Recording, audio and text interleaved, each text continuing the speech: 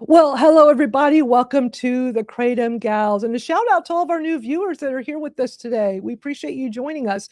This is an independent, opinion-based panel where everyday Kratom consumers come together to discuss headlines, react to publicly available hearings and media coverage, and share our personal perspectives. We're not insiders and we are not lobbyists. We are consumers, and we believe that everyday people deserve a voice in the conversation about this plant that we call Kratom. Each week, we look at what's being said about Kratom, who's saying it, and whether it lines up with the publicly available facts. Sometimes we agree, sometimes we don't. But what you always get here is honest reaction and lived experience. So, my name is Madeline Sklar. I host this live stream series, which we've been doing every Saturday for well over 2 years. We come together to watch videos and talk about it. I also host the Kratom Stories podcast and the Kratom Real Talk community. I've been a daily Kratom consumer for nearly 7 years. My anniversary is coming up. I'm so excited. And this is a plant that helps me manage my chronic pain, and it has really significantly improved my quality of life. That's why I do all these things on my own time, out of my own pocket, because I believe so strongly that people need to know about Kratom, because I spent 9 years in pain management. Nobody ever talked about it. And there's just something wrong with that. You know, we need more people educating and definitely advocating. So a quick note before we begin, this live stream is for educational purposes only. We are not medical professionals here. We are not giving out any medical advice. We're sharing personal experiences and advocating for responsible legal access to Kratom. All views expressed here are our own. If you'd like to stay connected, be sure to join our weekly newsletter. Go to kratomrealtalk.substack.com. I'll have it in the ticker so you could jot it down later if you like. All right, let's bring up the gals that are here with us today. Plus, we even have a special guest. So, hello, gals. Everybody. Today? We got Venus, Twinkle. We got Tracy here with us, special guest from the Kratom Shop. So excited. And Robin Graham from Botanical Advocacy and Education is back with us. How are y'all today? Good. Doing well, good. Thank you. I always love being here Saturday, and we all get together and talk, and everybody that's in the chat. I just love Saturdays. I love all our groups. I do too. I love Saturdays because we just come together and hang out, and it's so nice, you know, to be around other like-minded people. I think you said it right there, Madeline. That's wonderful to start feeling each other's energy and getting excited about what we're doing and being with so many people that we can relate to. So thank you for this. For sure. And Tracy, our special guest today, I'm so glad you're able. I've been trying to get you on here for quite a while. I know the times have just never meshed up, so I'm excited. Yeah. So tell everybody a little bit about you. Okay, here, let me first say, Tracy had reached out to me a while back last year, telling me that she was watching our Kratom Gals show, and she's like, "Can I send you a Kratom plant?" I'm like, "Oh my gosh, I've been wanting one." And I have to say, what I like, Tracy, is how you have this amazing brochure that is so helpful that you also sent. I love when companies add informational stuff in their orders, and I wish, you know, more the ones that I know and work with do, and I wish more would too. But I just want to commend you for this because I think this is great. Thanks. And you know who helped me with that brochure is the American Kratom Association. Awesome. Which is great. You know, I mean, like, they'll offer the resources. You just need to know to ask.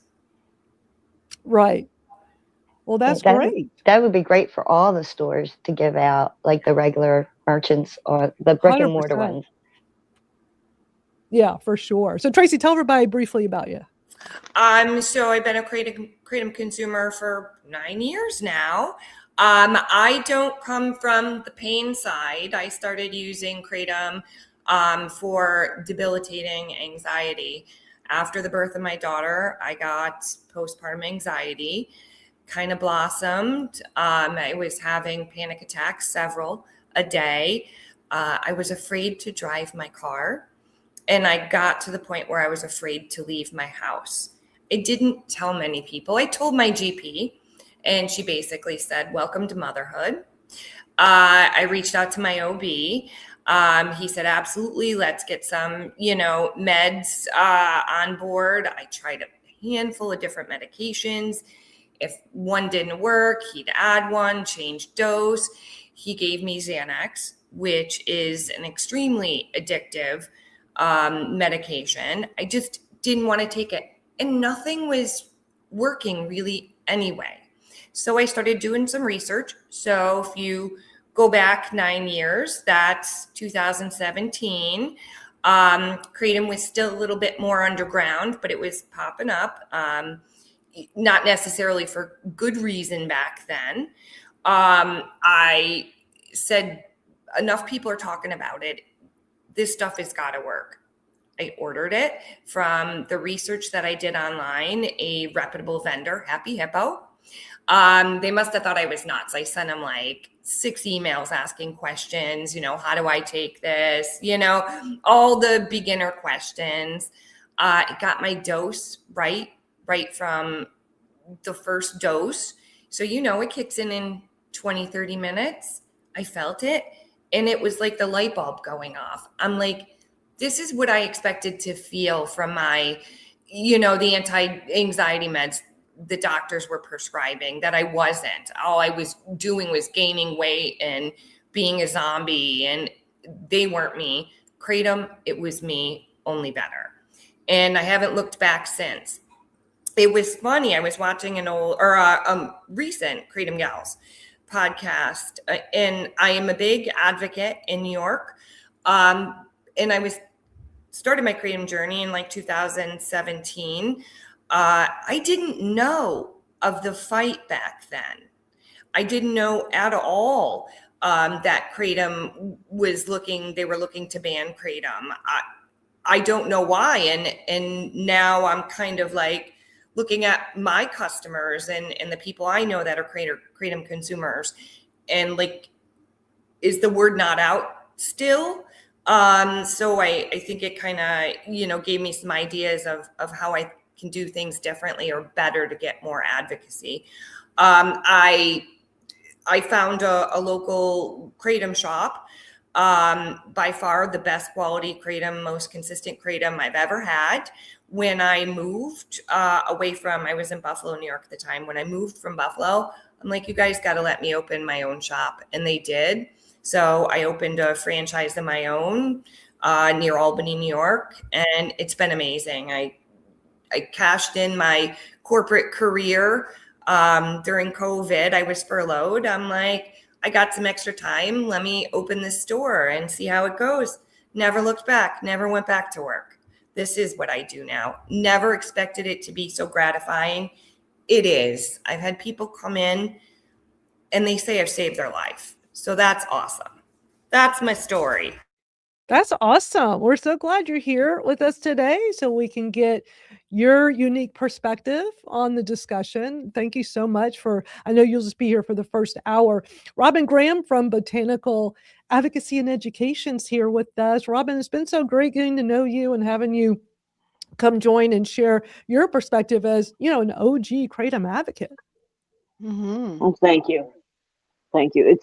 It's wonderful seeing what you ladies are doing, and so many others, because you're doing important work. Yeah. Well, thank you. That's appreciated. There's a lot of important work that's been going on for years, yes. and we highlight it all, Yeah, and everybody that does advocacy in this arena needs to take a bow, because we've kept it legal to now. We just have to keep going forward. Yeah, a little scary right now. That's all the groups. That's AKA, that's GKC, that's us, that's the individual vendors that are doing advocacy work, the individual retail shops. Everybody needs to say, yes, we did this. Now let's do more. Exactly. Yeah.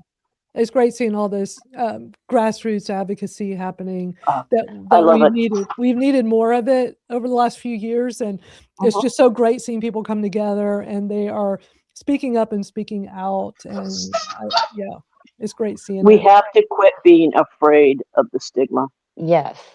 Come on, guys. We've been doing this for well over 10 years. Those of us with BAE. 12, 14 years. We can't hide. I am a proud Kratom consumer. I have been from the first time I consumed it, and I will continue to be, because I've got nothing to be ashamed of. Right. Kratom is a natural botanical plant that is put on this earth for a reason, and we happen to be among the lucky few that have found it. Exactly. And now it's up to us to protect it. Right. That's exactly why I advocate when I lost access to pain management because of ridiculous government policies that affected so many of us that never had addiction issues, that got caught up in this crossfire of this war on drugs that was not an issue for so many of us that suffer from debilitating pain. And when I found out about Kratom, I'm like, how did I spend 9 years in pain management and I never heard anybody talk about this ever? And I'm like, that's wrong, and I'm going to do something about it. I've been in digital marketing for 30 years. I have a lot of experience with podcasting, live streams, social media, and also now these days with AI. This is kind of work I do, and I still work. I'm not on disability. I don't need to be because of Kratom. If I did not have access to Kratom, if I was still in pain management, taking pain meds, by now I would definitely have to get on disability. And I don't want to. I've been self-employed for 30 years as of last month. And that's just so amazing to me. And I want to, that's something to be very proud of as well. I am. I want to work as long as I can. And Kratom, this plant allows me to. And it's amazing. It's like, I'm not going to be quiet about it. I'm going to let people know. I tell my doctors, any doctor I go to, I tell them. And I try to tell people, I understand a lot of people say they're not comfortable talking with their doctors. I get it. But I like to say, I talk about it with my doctors, and it allows me to start a conversation about it. And most of them have never heard of it. And for me personally, if I went to any medical professional and they didn't like it, and I've heard those stories from people, it happens. If I had a doctor say, well, I'm not going to treat you, and I'll say, bye, I can go get another one. Like, right. I'm paying you, not the other way around. Exactly. So I'm very empowered to help change this narrative and try to help people in the medical profession to learn more about Kratom.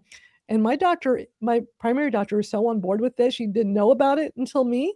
And I remind every time I see her, which is at least once a year for an annual checkup, I always remind her that, I don't take opiates. I take natural Kratom. I just drink a tea. And I'm able, and she sees how well I do. And it's just, I definitely have seen like she is impressed and intrigued, and now she's being educated instead of getting all this misinformation that's out there. Well, and I think we also need to be cognizant, because I can remember back in the early days, people saying, well, you're so strong for Kratom, you're anti-opioid use. No, we're not. We're pro-choice. And for so many people that don't even have the option of opioid or benzodiazepams or SSRIs, this is an option. For those of us that choose not to use those, this is our path. This is what we have chosen. And that's the big thing, is we are reasonably intelligent adults that need to be responsible for ourselves, take self-accountability, and make choices that benefit us, that don't harm others. Absolutely. And well said. We have to quit pointing fingers and blaming, and we have to agree to work together. Yeah. Because prohibition is not the answer. Right. And Twinkle, tell everybody a little bit, just briefly, about you and what you did this week. So I'm Twinkle, and in the chat, I'm there, Stronger Than Pain. I'm a healthcare advocate, disabilities, rare disease, incurable disease. But this week I went to the Capitol in Sacramento, and that was for the 1088, AB 1088, and testified there. It was a good day. Awesome. You did so well. It was a good, thank you. Yeah, we're going to, everybody did well, and I appreciate you. Thank you. Yeah, we're going to watch that California hearing later, that California Senate Health health Health committee. committee, California, Yeah, the it was Senate Health very Committee. interesting. Yeah. It's very interesting. Was informational hearing. Yes, Very, it was. yes, yeah, it's just Yeah. informational. But what I like about these types of hearings is us as consumers and those that are advocating, we can learn so much by watching this and see Yes, how is it being talked about, exactly. and seeing people like us, everyday consumers, like you, Twinkle, getting out there and speaking out. So many people in the community say, I want to speak out. I want to go do this. I just don't know how. Like, what do I do? Mhm. And Robin, that's why I Mhm. love your organization, because you will help anybody that needs it. That's incredibly Mhm. Yes, important. ma'am. Yeah. Exactly. Because not everyone is comfortable doing it. And a lot of people have anxiety and fear. We'll Mhm. help you with anything we possibly can, because we all deserve to have our voices heard. Yep. I always felt like that's what has been missing in the Kratom community for so long, was just having that hand holding with how to advocate. And I just love all the stuff you all are doing. It took me a long time to kind of figure out how to do the things, you know? And that's Mhm. why I like just more of this grassroots, everyday consumers helping everyday consumers. It's Yeah. it's what started the whole thing, so Yeah, it's time to go back. Yep. That's how we're going to finish it. that's And right. it has to be, again, I can't say it enough. It has to be a cooperative effort with the lobbying, with the strong legislative work, with the grassroots. It's not a one punch, it's a 1, 2, 3. Right. Right. And Venus, tell everybody a little bit about you. I'm Venus, I'm Kratom Butterfly, and I'm pointing because my screen's over there. And I'm a 9-year Kratom consumer, and I consume Kratom for my chronic pain, both mental and physical. My doctors are thrilled. I've had the same therapist for 25 years. And so she's been able to see me from at my worst, getting better and better and better until now. So I'm hoping I can get her to write me a letter or testify when the time comes to go to Delaware. But I just Mhm. love being able, because without Kratom, I wouldn't be able to sit here and do the show with all of you. And I appreciate you, Madeline, taking the time that you take to do it and to have prepare everything for us and just to get us out here so we can get our voices heard. Oh, thank you. That's so awesome. Well, I appreciate y'all doing Very this. much so. This weekly show was just a random idea I had, and I thought, let me gather a few advocate friends to let's just try this and see what happens. So this has been just a great way to learn more. I mean, I'm always learning just being around you all each week and watching these news stories, watching these hearings, and having intelligent discussions about it. And I think it's just important to be doing. Very And much so. and not debates. Like, this is not a debate show. This is everyday consumers coming together to talk about Kratom, to watch some videos and discuss our take on it, even Mhm. though sometimes they're differing takes. Not always, usually. I don't know. We just have a lot of like-minded people that come here. And some of us have learned so much through this process, especially Twinkle, just learning so much about your journey in the last like year or so, where Mhm. you consume natural Kratom, but you Mhm. also add in what you call your nibbles of 7-OH, Yes. Yes, I and do. learning more Yeah. about chronic pain patients who are getting great benefit. And as a reminder, people watching that are like, I got both sides. Like, you get the 7-OH people that think I just want it banned and I'm so anti. I'm like, no, I don't consume 7-OH. I have no need to. Natural Kratom works great on me, and I'm very happy with it. But I don't believe in prohibition. I already came from that environment in pain management where they've Right. taken away from us. I don't believe in that. A lot of us have been abandoned. We have no alternatives. Mhm. For No, people that we don't know don't. my story, when I lost pain management, I was like, oh, I guess I gotta go get a drug dealer. Like, what? That is crazy, crazy. So, Because we're desperate, we're hurting, we need yeah, relief, and you can't go to a doctor for help anymore. I mean, not unless it's the gabapentins and the Cymbaltas and all that, and those come with so many side effects. And if you're abruptly discontinued, you're in trouble. And I've been there myself. And it takes a long time to recover from the withdrawal of those. And yet all we talk about are the opioids or the 7-0 being adverse and all this, when most everything comes with a side effect anyway. Right. So I mean, Yeah. Well, we've learned a lot about, your experience. But I don't know. I feel like doesn't matter what I say, people on both sides don't seem to understand my position, and it just boggles me. I think I'm very clear.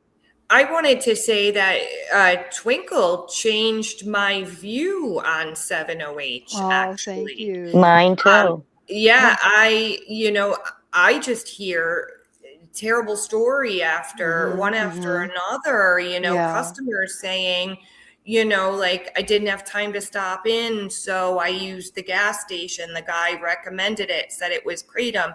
I thought it was an extract, and now I'm hooked and can't get off. That's the story I'm hearing. So I'm like, it needs to come off the shelves, and what it's doing, I think, in part to the Kratom community. But there's a need for it. You know what? Yeah. We've fallen down when it comes to treating pain. We went from a place where we overtreated pain to now we criminally undertreat pain. Yeah. And 7OH they're proving it's way less dangerous than traditional opiates. Like, it may be a good middle ground for those that struggle with chronic pain, that there's that big gap and hole. I hate to say, when they say even the FDA make it a Schedule 1. Why do we have to go to a Schedule 1? Aren't there other options out there? Can't we cap it at a small dose? And at that point, that's what I would like to see, is it Yeah. just capped at a smaller dose and remain available. And then because if it's criminalized or it's scheduled to a 1, they can't even continue to research it. But what's also going on is that they are researching it for a pharmaceutical. So that makes it weird. If it's dangerous, why would you want to make a pharmaceutical out of it, unless that's the whole point, to make it a pharmaceutical? But then the pharmaceutical would, for the people that still have the barriers to care, Yes. then how are they going to get to the doctor to even, Right. Right. And then, so I mean, the same thing is going to happen that happened with opiates. They're not going to prescribe, Right. at all. Exactly. So, can't we look at a Schedule 2, 3? I don't, or cap the amount, at a very small amount. And then if an adult chooses to take way more than that small amount, that's a choice, that's a choice. like, And then that's where the personal responsibility and the accountability comes from. That's right. That's right. Yes. Well, ma'am. and what's wild is, before 7OH became a big part of the conversation, we were having the same conversation, but it was extracts. I mean, if you go back to any of our earlier Kratom Gals, we sat here and did the exact same thing. We watched news story after news story of them demonizing Kratom extracts because they were being abused. They were easily accessible in convenience stores. So it's like one got swapped out for the other. Stop making things so easily accessible. Put it behind the counter in a dispensary or smoke shop, or a place where there's education. That's the way to do this. Age restrictions. right. Yeah, yes. There needs to be regulations, and regulation is being enforced. Unlike some of these KCPAs that don't get enforced. All of a sudden, the Attorney General in Texas is enforcing it. It's like, wow, you could have done that before last year, a year ago, when y'all were trying to ban it all, because you weren't enforcing it. So, and he's going whole hog. Yeah. But again, this is our insights based on public information. I just have to remind people, we're not insiders. We don't have insider information. We watch videos, we watch public information. Any video we play here is public. And we watched that Texas hearing last year. Yep. We watched it live separately, and then we played it on the Kratom Gals a few days later. But, we see what we see. Another perfect example is New York currently has a KCPA going through legislation, and yet look at Nashua County. Monday they have a ban hearing. I'm going to play that video in just a moment. Tracy, how is that near you or no? Yeah, Nashua is a couple hours away, but New York the governor just signed late last year an age gating, so 21, and labeling requirements. And basically the labeling requirements are the FDA disclaimer and a warning about some of, like may cause seizure and including death. To me, it didn't go far enough. They could have really instituted something more along the lines of a KCPA where, there's requirements for lab testing and the 7OH, like amounts. So they just passed that. But meanwhile, smaller municipalities have been bringing it forward, to ban it. And like it was banned in Suffolk County. I think it's been banned for a few years there in Nashua, which is a pretty big county.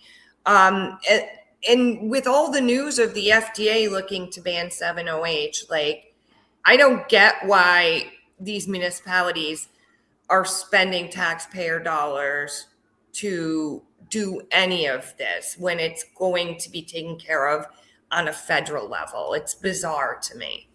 Right. Yeah. And now in New York, there's more ban bills. There's more different KCPAs in legislation. I doubt they'll go anywhere because they just signed legislation about Kratom. But like all of that is time and money that, we're paying our lawmakers, and it seems redundant.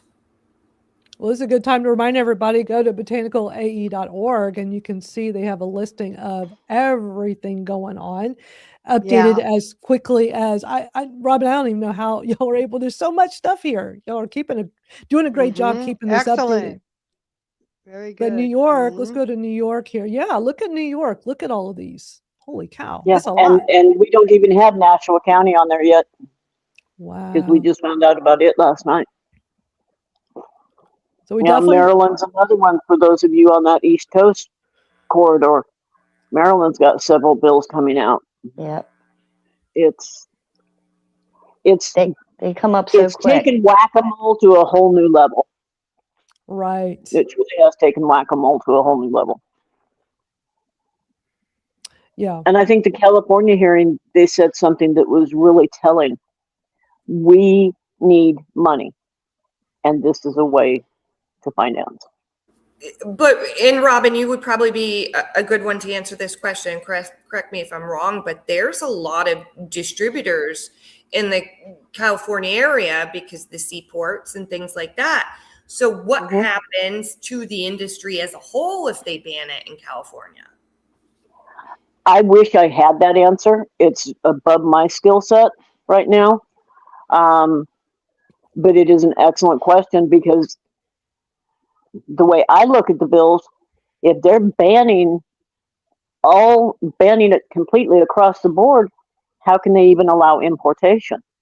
And that's one of the ways we kind of fought it many years ago in New York and New Jersey was, you guys have ports. How can you ban something that's coming into your ports? So I wish I had that answer, but I'm more than willing to say that's not one I have yet. Yeah. Exactly. Yet we will. Yeah. Mm-hmm. Yeah, I definitely recommend everybody go to the link on your screen there, go to botanicalae.org. And if you go over to, there's a section in there called call to action. You'll see they've got just the page I was just showing. There's so much information. You can check in on your state and see what's going on. While we have Tracy here, I'm going to play that Nassau County video. That's very interesting. And I'm not sure if everybody's seen this yet. So let's play this and share our thoughts. Hi, I'm Nassau County Legislator Arnie Drucker, and I'm standing here in front of a dairy barn in Bethpage. There's a lot of bad stuff on the shelves of these dairy barns and other convenience stores in Nassau County, and I really want to get them off the shelves. This stimulant is called Kratom, and it's affecting my community and your communities. It is highly addictive, and we need to get rid of it. Last summer, a constituent contacted my office and wanted to meet with me to bring to my attention a very, very dangerous stimulant that's sold in convenience stores that her son had gotten hooked on in an effort to try to help him study, as he was a very promising college student. This substance got him so hooked, it destroyed his life. He had to drop out of school. He went through withdrawal symptoms like a heroin addict. And this particular product is affecting so many young people around. Governor Hochul is already aware of this and passed legislation to restrict its use to adults over 21. I think that's not enough. We need to ban it entirely from this community and all our communities. And that's why I've introduced legislation to ban it entirely in Nassau County, because there's no place for it here. It serves no medical or therapeutic purpose whatsoever. Okay, well, That's infuriating. what are y'all's thoughts on that? If he can walk in there and say all that, he can walk in there and do the regulations and take out what shouldn't be there and leave what should be. And insist on education with sales and consumption. So I hate that they all lean on that phrase. It serves no medical or therapeutic benefit. Well, that is one category that the FDA uses to assess who regulates it. You know, it's not regulated by the FDA. Neither is that whole, no product on that whole wall in any Walmart, grocery store, those supplements, your Flintstones aren't even, recognized by the FDA. So they're twisting it and using it as a scare tactic, which, and it's been, I see it come up in every hearing too, that particular, it doesn't fall into that bucket, but they're not specifying that there are different buckets that, it falls under the botanical supplement bucket, that the FDA doesn't garner at all. So I don't like the guy, first of all. I think he rubs that. I don't know how he's an elected official. He rubs me the wrong way just from get-go. Well, exactly. Well, I hate what that you it's said. always. They talk about no medical value. Ashwagandha. How many people have this in their home? Yep. Me. State's right on it. FDA has no. Exactly. Come on, guys. Yep. We all consume supplements that are not. They're in the cupboard that are not have not been reviewed by the FDA, and they don't put their exactly. Yep. And I'm bothered that they're always referring it or comparing it to heroin, yet he's calling it a stimulant, but then no medical value, or I'm paraphrasing, but it's always, they got to go for the big word, the heroin reference to scare people. And, I don't know. And that's why all of us have publicly stated education. And I'm not saying that education has not been done up to now. I'm saying it needs to be on a broader level. We need to do more education, better education to everyone out there, so that we aren't continually facing the same negative stories, the same negative media reports, the same ill-intentioned, ill-informed legislators trying to ban a substance that is safe and has been proven safe. Come on, it's been around for thousands of years. You think they wouldn't have gotten rid of it by now?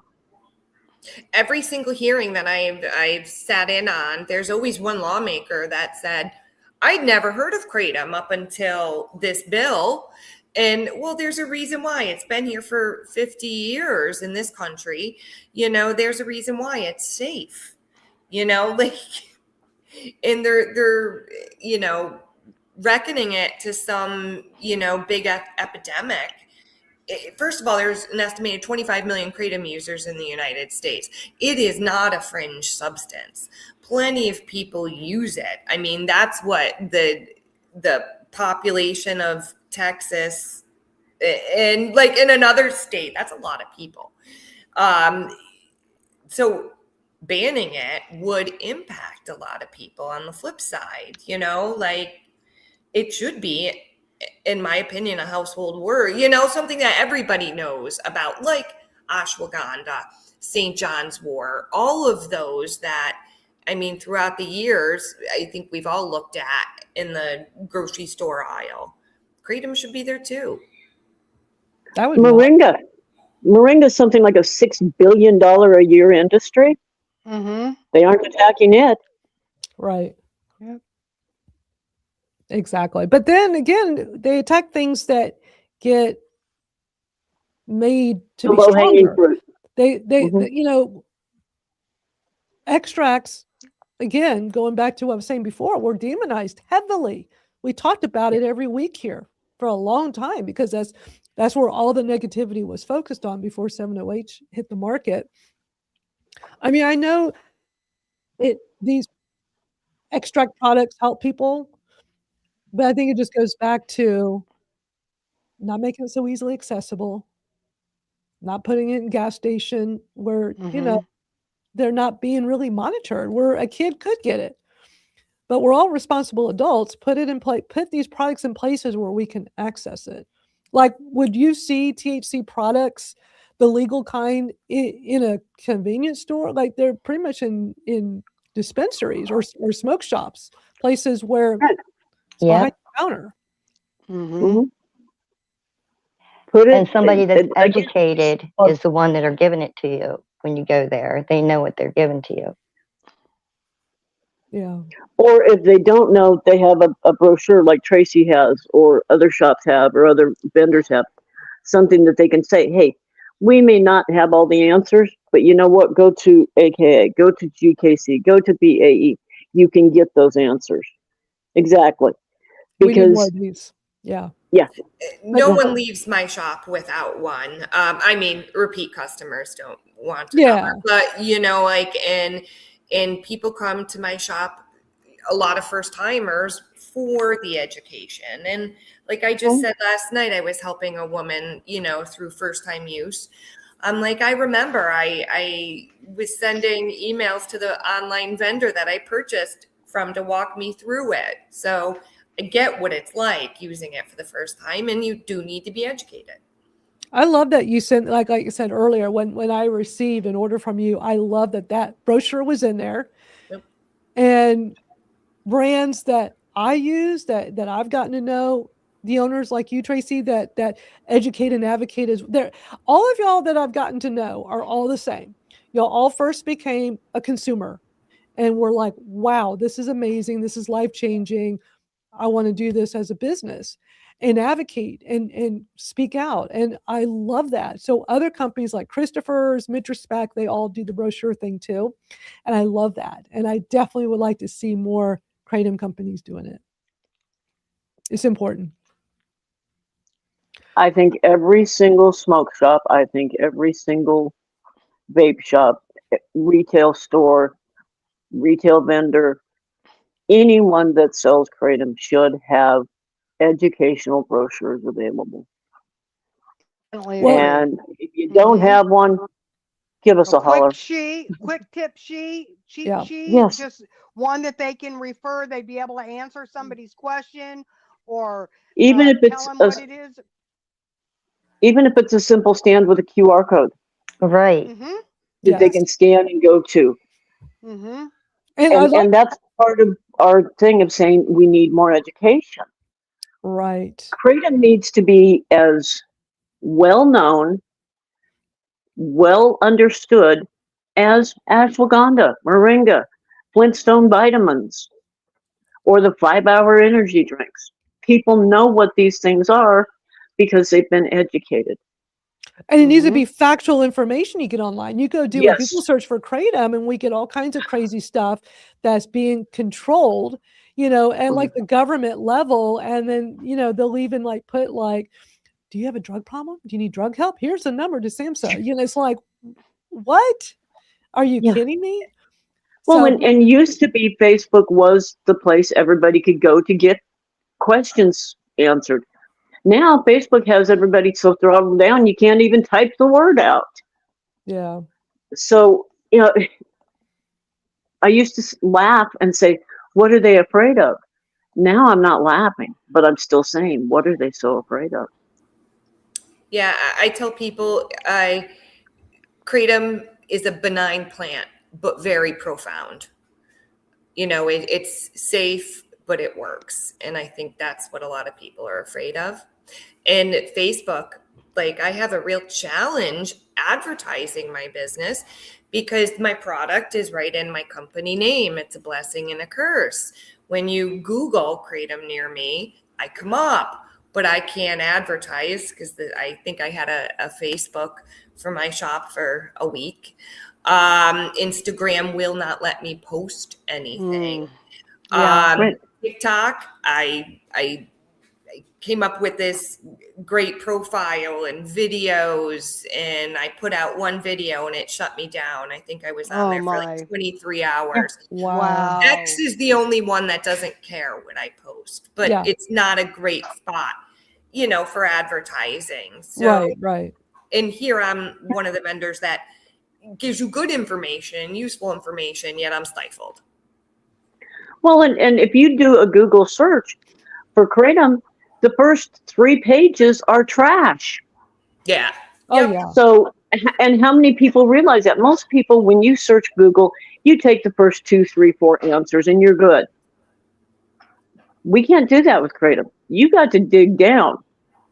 And it shouldn't be that way. The SEO should not be so hard to access that you have to spend 20 minutes scrolling to an actual decent link. I mean, how many people actually get to the 3rd page of Google before saying, what's on the first 2 pages is probably right, which it's not. I tell people that all the time, like when they're still unsure about Kratom, okay, research it, but go to at least page 3 of Google because page 1 and 2 are incorrect. Even the FDA's website is really incorrect and misleading. Right. I do see some Kratom companies advertising on Facebook now, but they're just like photoshopping out the word Kratom on the packaging. And they're just doing it in a very strategic way. And I see them popping up. And the 7.0, I just can't believe how many ads Facebook allows on 7.0. Extreme was commenting on that just a moment ago. It makes no sense. And 7.0 products are heavily advertised on TikTok.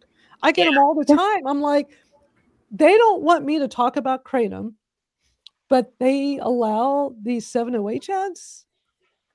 Well, and what's ridiculous is because we're all basically using smartphones and smart computers. Today, after getting off of here, when I go on Facebook or X or Twitter or anything, anywhere I go, I'm going to be blown up with all these ads. Yeah. So I can't talk about it. I can't post about it in groups I own, but you can shoot ads to me because of something I did. Yep, they can try to make money off of you, and you need to pay to advertise. So the socials are getting their money, but yet you can't try to educate on the other side of the coin. It's ridiculous. Right. Well, and that's exactly why a few years ago I started our Kratom Real Talk community. So that we have, I mean, again, this goes back to my 30 years in digital marketing. I know workarounds. And so the workaround, I was getting so frustrated with social media, especially the first time my TikTok account was deleted, December of 2023. I'm like, okay, I'm going to set up another one because I'm not going to stop advocating. Like TikTok thinks like, it's like, come on, TikTok, this is what you got. But I wanted to have a platform where we can have discussions without any censorship. And I knew exactly where to go, which is school, SKOOL. So for those that are not in our school community, come join us at kratomrealtalk.com. We've been there for several years. We can talk. Here's the thing. On social media platforms, we're the product. Okay. That's why it's free. When those terms of service, they can do anything they want. That's why, like, my YouTube was deleted a couple of months ago because they have, they updated the guidelines. TikTok updated their guidelines too. They all have gotten a lot stricter. And it's figuring out what you can do and not do so you don't get into trouble. But in a place like school, we're not the product. See, I pay out of my pocket so that we have a safe space to go to that I don't charge anybody to come to. I keep it free.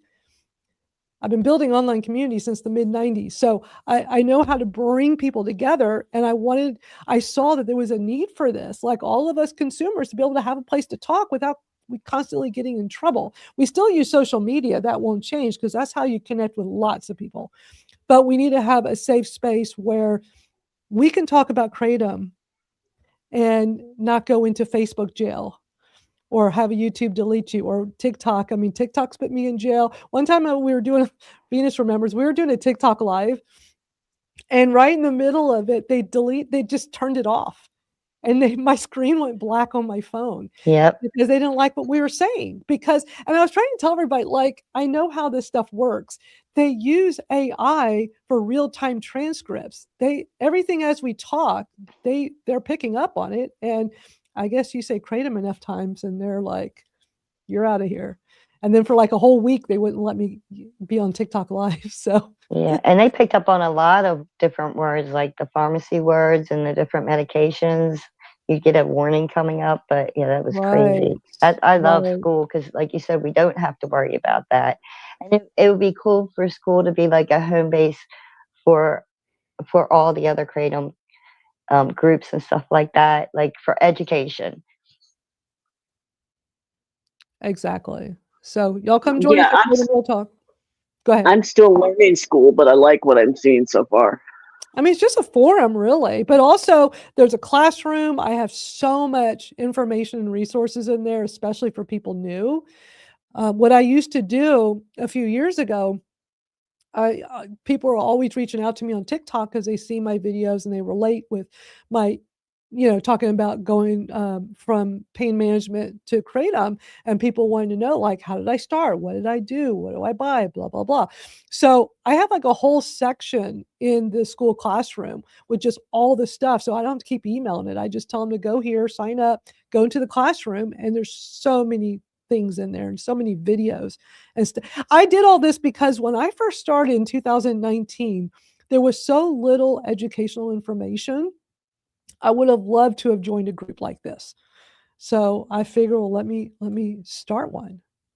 So, and it's been so helpful to others, and we need more of this. I don't need to be. I've been the only one that started a school community for like 2 years. We finally have. Christopher started one last year. We got a few others that have, they're starting theirs. I think people are frustrated with Facebook groups now because they're getting deleted. And I've been yelling for 2 years, everybody, there's a place over here. Come over. You got to pay for it. You can charge a fee for your community members. I don't think that's the way to do it. But school does now have a new plan that's only $9 a month for the community owner. So if people need help with this, let me know. This is what I do for a living. So I know how to do all this, and I teach people how to do this. Anyway, didn't mean to rant so much. And the thing is, social media, whether we like it or not, use it or not, agree with it or not, it is here to stay. Oh, yeah. And we need to start making sure we're using it for our benefit. I've been yelling that since 2005 when I started teaching social media. But here's what's so funny, y'all. So I was one of the very first web designers in my city in the 90s. And back then, it was so new, most people had never even heard of .com. And it was the same kind of thing. Like, people are like, they were so against it because they just didn't see, whereas I could see, like, this is going to be the future. And eventually everybody's going to have a web page. Every business is going to need one. And then social media, finally everybody gets on board. And then social media comes along, same exact conversations. People didn't get it in the beginning. I'm like, this is going to be huge. This is going to be how we all connect. And so it's knowing what these technologies are and how can you use it. Just like been helping a lot of y'all on how to harness the power of AI for your advocacy. I know Venus, you've like really gone to town with that. Oh, I love it. Because sometimes my brain just doesn't put sentences right. So I can say everything I want to say in the chat GPT and it makes sense when it comes back to me, but it's still saying exactly what I want it to say in my own type of tone and voice. And just finding information on there. I just love researching on there. Yeah. You do have to double check though. You do have to double check. Absolutely. I was going to say that's when I start to get frustrated because it's like, okay, I can spend an hour digging the old school way, or I can spend an hour and a half doing AI and making sure it's correct. So I'm in that. I'm learning AI more, and I acknowledge what it can do, but it's like I don't want it to be nice to me. I don't want it to apologize because it didn't do what I said. You can tell it to stop doing that. I can show you how. I just find what I told you to find and give it to me and make sure it's right. Because otherwise I'll go do it myself. Yeah. And that's an issue that we encounter a lot, because when we're given information or we come across something, then it's a case of, okay, we need to go verify that information is correct. We need to check the links. We need to check the phone numbers. So it's extremely time consuming to put up, a 10-sentence paragraph on the website, but it has to be done. Yeah. Because we don't want anything wrong going out. Yeah. Right. So, yeah, patience is not my strong suit. I'm the first to admit it. If I want it now, and I want it right. And if you can't give it to me now, right, then I'll find another way. Right. Love it. Tracy, are you able to stay a bit, or do you need to get running? I need to go to work. Okay. We're so glad you joined us for the first hour. Joining us. Thank you It so was much. wonderful meeting you, Tracy. Thank you so much. Hopefully Thank you so schedules will much. loosen up in a bit and I'll be able to do this more often. That would be great. We'd love to get Nice. you back on as a guest Wonderful. sometime. Definitely. I'll hop in and watch it. Okay. Sounds good. Nice. Bye, guys. Thank you. Bye-bye. Bye. That was great having a special guest today. Very much so. I was like, a little while ago before we started, I'm like, man, I don't have my old YouTube where I had all the videos of everything. And I'll have the video somewhere. I just have to go dig for it. But I made that really fun video. She sent me a Kratom. She watched one of our Kratom Gals episodes, and then she reached out to me and sent me a message saying, I'd like to send you a Kratom plant. And we always talk about it here, right? Yeah. The Kratom plants. I know Christopher got some, and his look great. Every time he sends pictures, his are so healthy. I told everybody, I said, I do not have a green thumb. There's not going to be a lot of hope for this, but I will try. And Tracy gave me instructions. I'm like, I'm going to do this. I made fun video and I played it here. I'll have to see where I put the video because I want to put it on this YouTube channel. But I tried really hard. It was fun while it lasted. It was really cool. So it was exciting when she said she has numerous shoots and plants. And because I have a black thumb, I have usually, can I send this to this person and ask them to baby my plant and take care? Kratom plants are tough. They're tough. That's what everybody I've got says. some real gardeners that have said, I tried, I couldn't keep the thing alive. So I just figured that's somebody else's gift, not mine. Yeah. But I'm going to keep trying. I just want to try it when I kill them. I want to try a natural leaf. That's the intention. It's like, I know everybody says, it tastes nasty when you chew it, but I still we've talked about how it'd be fun here if we all got ourselves a fresh Kratom leaf and we tried it. Although we probably shouldn't try it on screen because who knows, YouTube might not like that.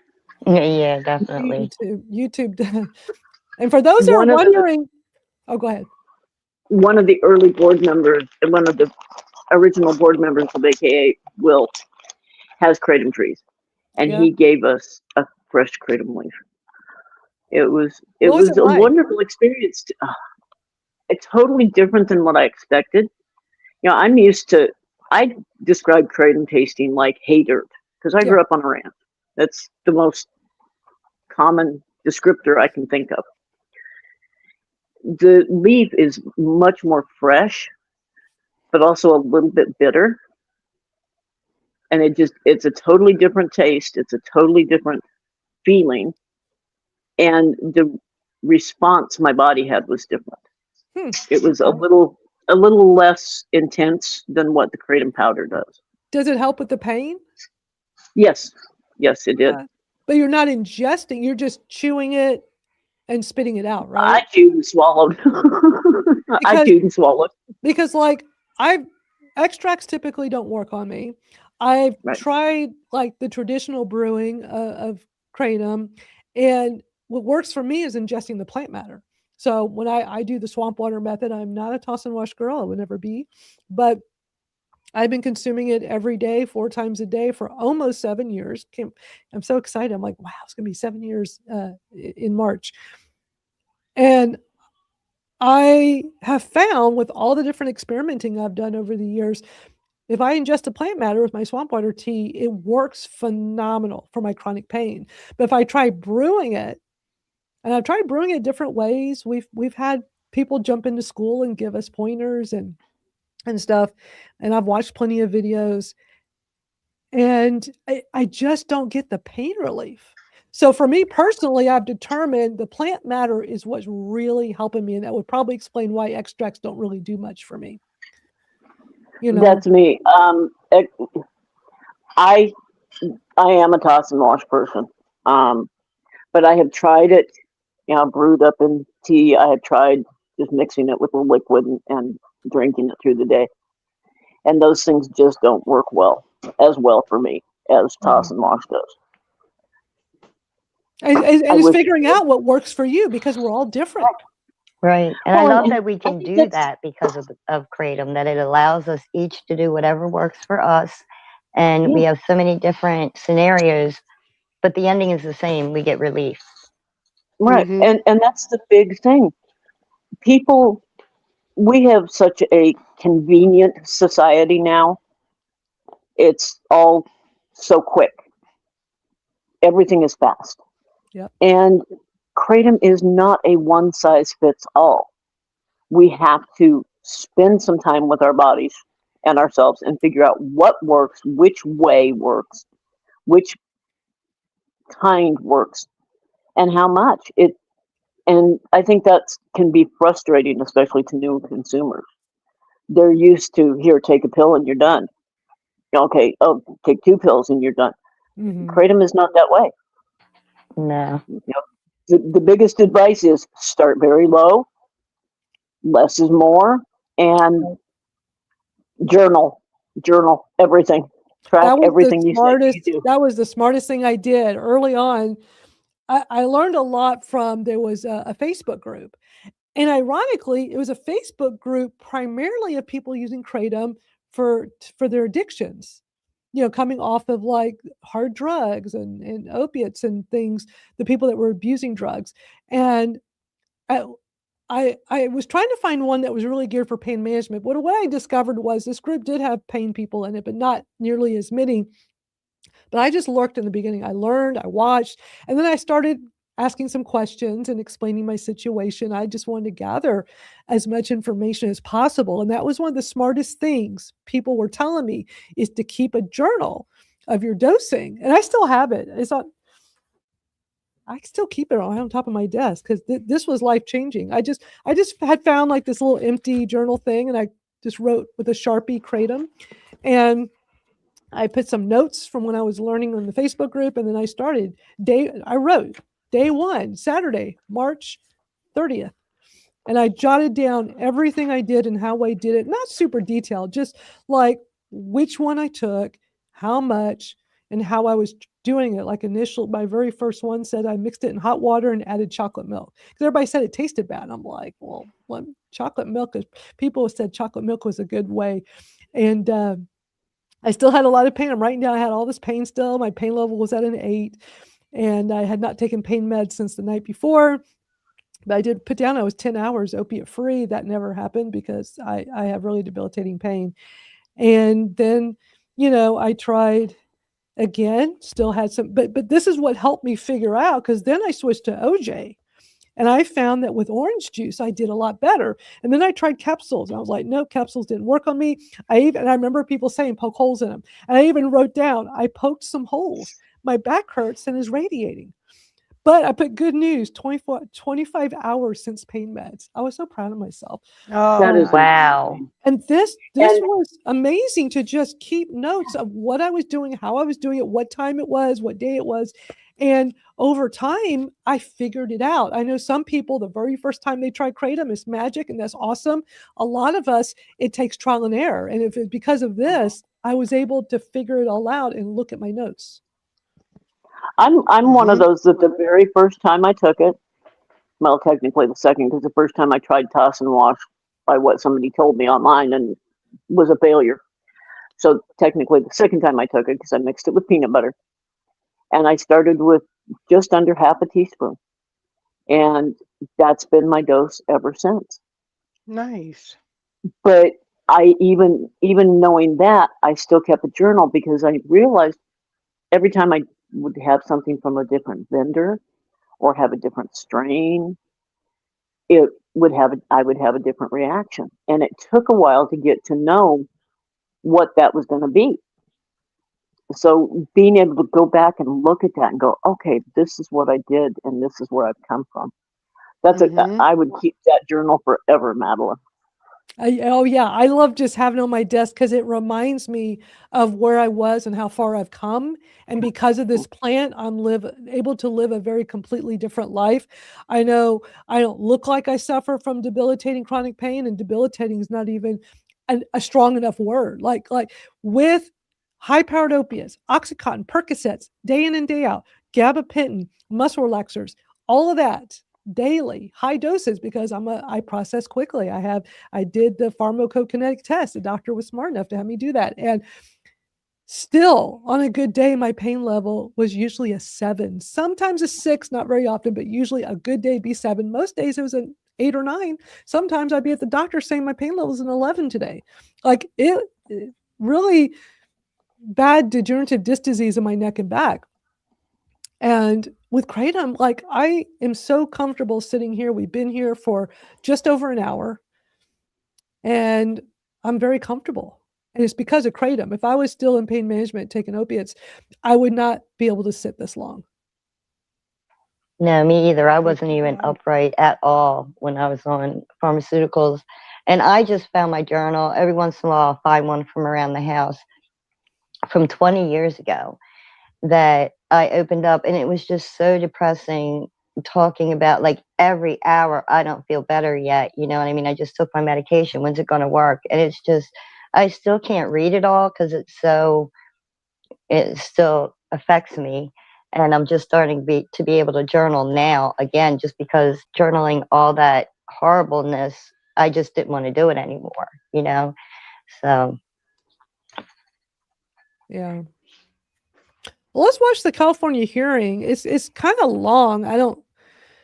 Even the parts I want to play is like over an hour, but I think we'll have to I think what I'm going to do is I'm going to first play just the intro. So this is the California Senate Health Committee hearing. There's just an informational hearing. There's no voting or anything, but the public was invited. So they had expert testimonies. They had advocates. Twinkle was there. Twinkle spoke. Really interesting information, I thought it was. I haven't watched all of it, but I've watched a big chunk of it. I'm going to start the intro just so everybody's aware of what this hearing was about. And then I'm going to skip ahead to when there's the pro-Kratom testimony. Because they did a lot of... Were you there the whole time, Twinkle, for the entire thing? I was, yeah, the entire... Because it was this video is 2 hours and 35 minutes. Yeah. It's long. And I will have the link to this video plus the Nassau County we watched earlier. I'll have that over on my YouTube. I know plenty of people are watching on X right now, but for those on YouTube, and if people on X want to see the links to these, you'll need to go to my YouTube channel, Kratom Real Talk. those of you that are here on YouTube, just check back later and I'll put it in the description for this video. But I definitely encourage people to watch as much of this as you can, but I'm just going to play parts that I think are really good that everybody needs to be aware of, and hopefully this will inspire more people to advocate. We need more everyday Kratom consumers speaking out. If you can't, like I work, so like I cannot hop on all these Zoom calls. I can now, if there was, I know a lot of times with these in-person hearings, there's not much notice. If it's somewhere where you live, you make the greatest impact by showing up. And if you can't show up, call them up. Venus does Zoom calls with her reps, you know, which is amazing. There's so much you can do. Yeah. Yep. And it's usually it has been an aid, but it just feels good to be able to be home in your room, and it feels like you can't get out and do anything, and realize, yeah, you can, you know, you can get on Zoom and they will talk to you on there.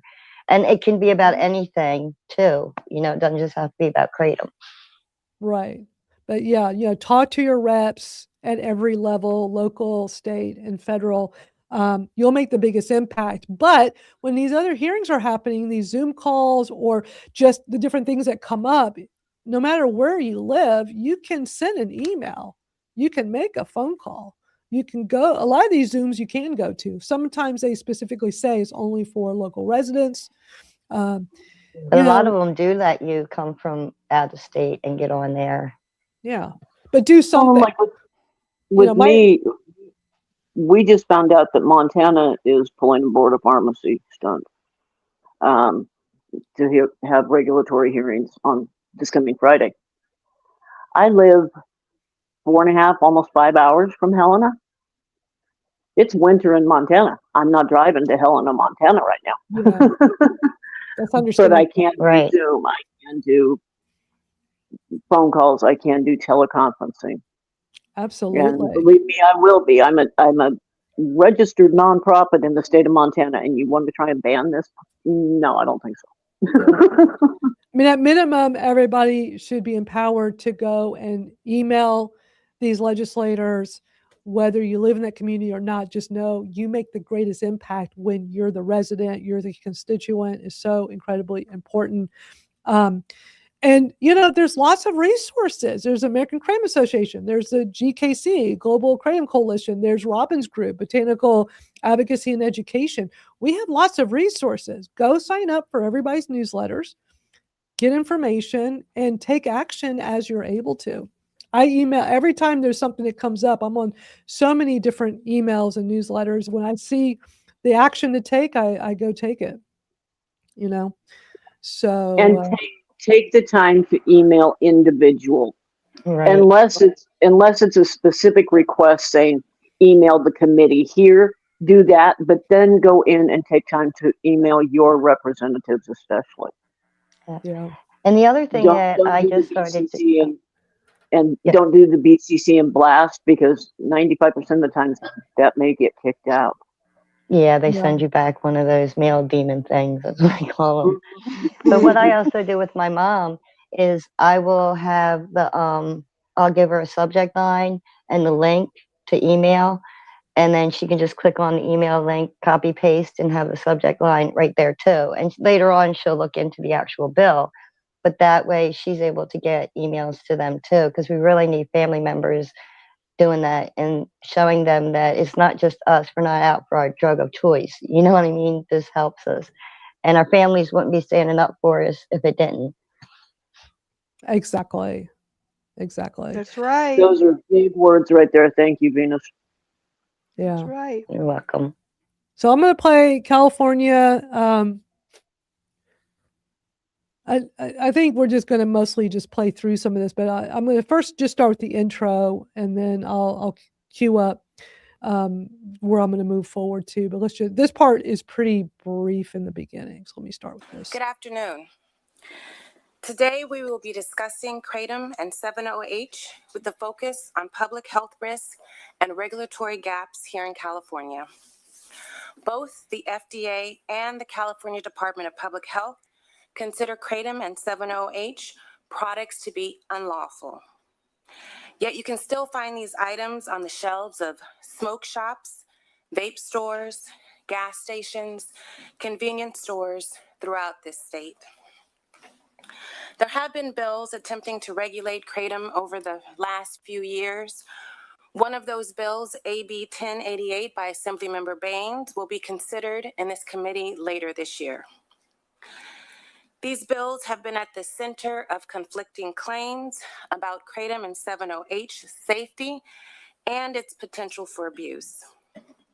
I hope that today's hearing will clarify what scientific evidence supports, as well as the medical community's perspective on these products. As legislators, our responsibility is to carefully weigh the risk and potential benefits of kratom-containing products and determine whether stronger safeguards are needed to protect Californians. I look forward to hearing from the expert witness testifying today who will help make us move our decisions forward.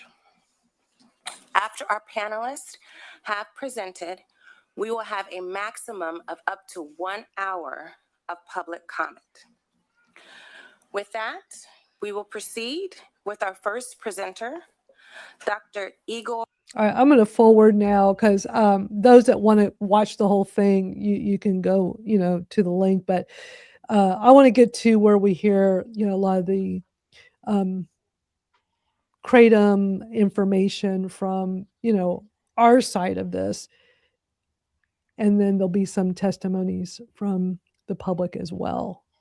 So let me get this queued up exactly where I want, because this is a live show. Let's see if it did it.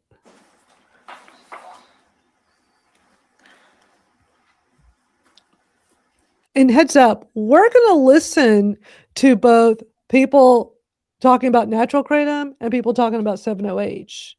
And there is a lot to learn from watching this hearing. So I'm just stressing once again, not necessarily taking sides with anything. This is part of educating ourselves as everyday kratom consumers. And I think it's important to look at all of these sides and hearing from both those that are there to advocate for natural kratom and then those that are there advocating for both natural kratom and 7-OH. It's all very eye-opening. So let's watch And we this. will begin with. If anybody wants me to interrupt, if you have something you want to say, just speak up and I'll pause it.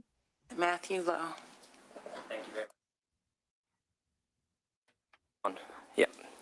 My name is Matthew Lowe. I'm the Executive Director of the Global Kratom Coalition.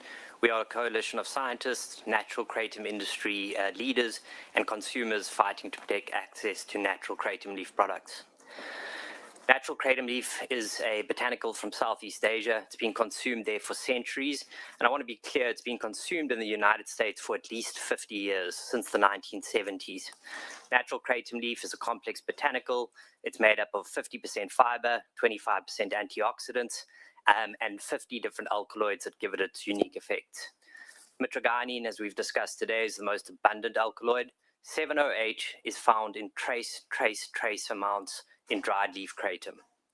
On the other hand, isolated, concentrated synthetic 7-OH products use chemical synthesis to concentrate 7-OH from 100 to 1,000 times more than what is found in natural kratom leaf.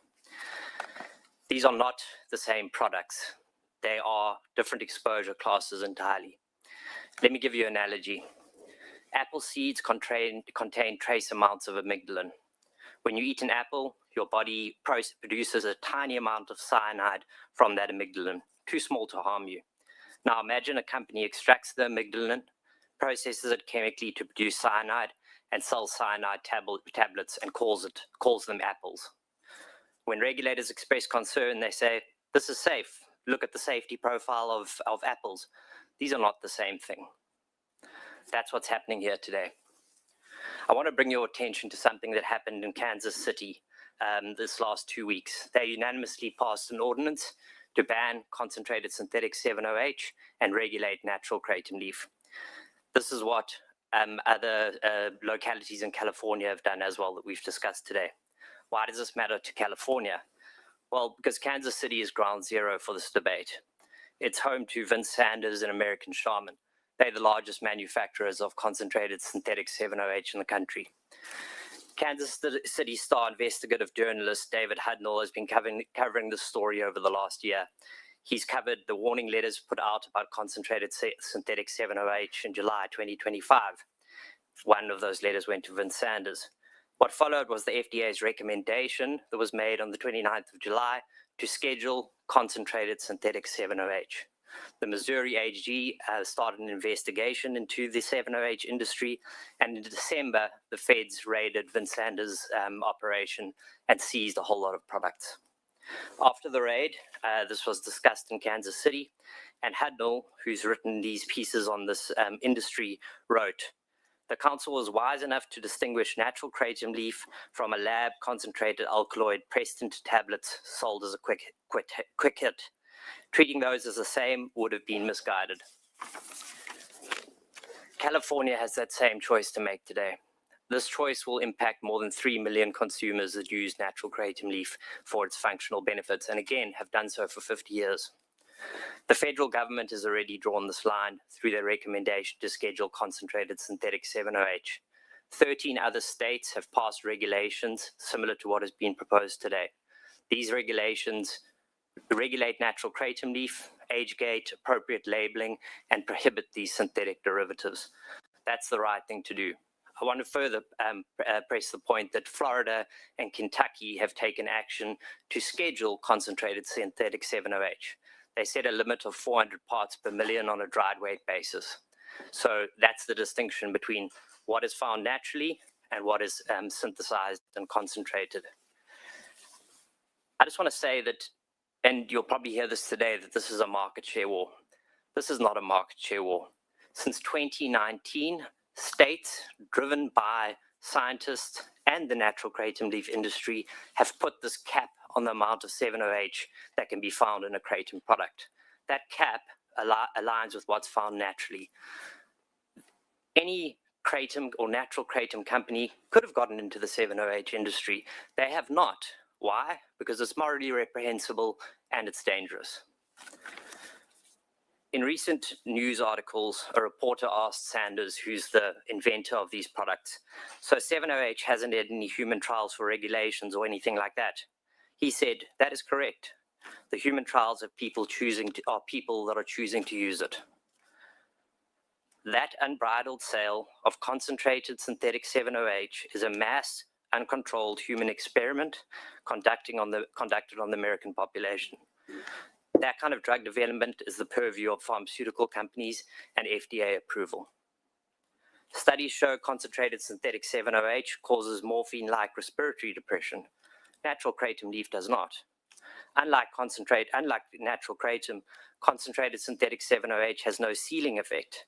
Higher doses mean more risk of respiratory depression. You'll hear that they've reduced opioid deaths. That claim is based on 0 clinical trials and 0 observational studies. It's a temporal correlation presented as causation. What actually reduced opioid deaths, and we know this so well, is the widespread distribution of Narcan. And perhaps most disturbing, and I believe you'll hear this today as well, is this claim being made that 17% of surveyed concentrated synthetic 7-OH consumers said if these products were banned, they would commit suicide or consider committing suicide. That's not a safety argument, an argument to keep these products on the market. That's an indictment. A product that's been on the market for less than 2.5 years has created such profound dependence that 17% of those users would want to commit suicide if it was gone, is a real problem. You scale that up by another year or 2 years, the absolute number starts to increase. So we don't need to reinvent the wheel here. The FDA has drawn this line and they've been very, very clear. We want to focus on concentrated synthetic 7-OH. We want to preserve access to natural kratom leaf. What California needs to do, in my humble opinion, is what AB 1088 is doing and proposes. Regulate natural kratom leaf, age restrict it, make sure that it's labeled appropriately, make sure it's not adulterated, and make sure that it's safe for use. Prohibit these 7-OH products. Let's protect consumers. And let's also protect their right to choose a natural substance. And again, I want to reiterate, 50 years of use in the United States. It's very concerning to us that a question around potentially prohibiting kratom, natural kratom leaf is coming up because of what's being done through these synthetic concentrates that are masquerading as natural kratom. Thank you for your time. I'm happy to answer any questions.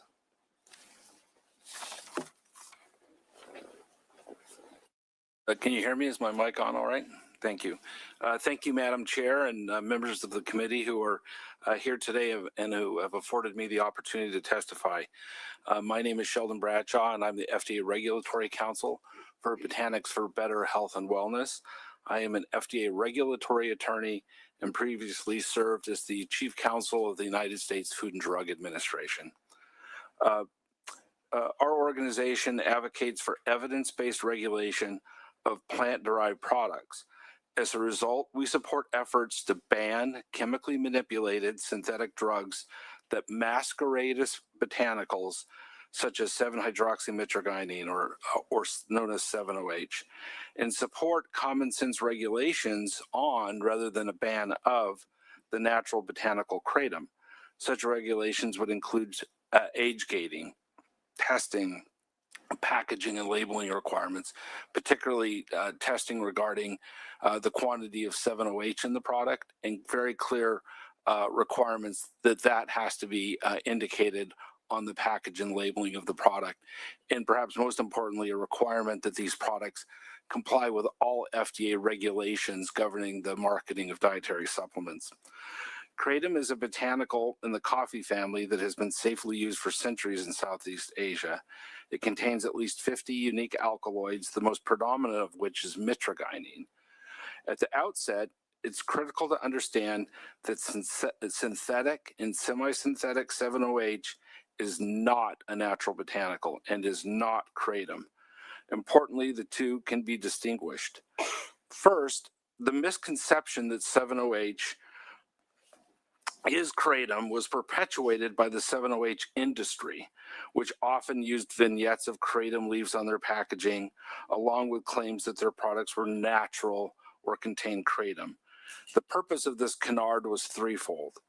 One, to mislead consumers who thought they were using a natural botanical with a long history of safe use. Two, to falsely suggest that the two products have the same safety profile. And three, to shift the blame for adverse events from 7-OH to kratom.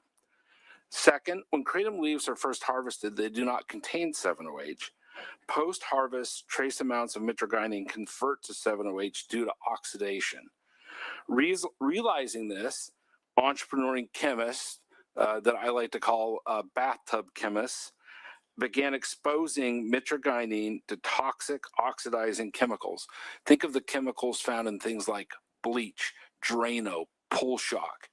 These are oxidizing agents. They're taking these toxic agents, exposing them to mitragynine, and then converting that into a brand new chemical entity, synthetic or semi-synthetic 7-OH. A simple analogy nicely illustrates why synthetic 7-OH is not kratom. Imagine if a chemist isolated the primary alkaloid in coffee, which is caffeine, and then exposed the caffeine to toxic chemicals that converted it into a brand new chemical entity. I do not believe that anyone in this room would call that new chemical entity coffee. Similarly, semi-synthetic 7-OH is not kratom. To achieve the twin goals of banning 7-OH and placing common sense regulations on kratom, our organization encourages the state of California to join numerous other states in enacting laws that are frequently called Kratom Consumer Protection Acts. These laws would ban 7-OH and place guardrails around the sale of natural kratom. In doing so, would align California law with FDA's science-based efforts in this space. Those efforts have resulted in FDA recently calling for the scheduling of 7-OH, which it has specifically identified as illegal, addictive, and dangerous, while simultaneously allowing access to the botanical kratom. But importantly, and despite some suggestions that I've heard today to the contrary, FDA has not banned kratom. FDA has not deemed Kratom to be unlawful or illegal.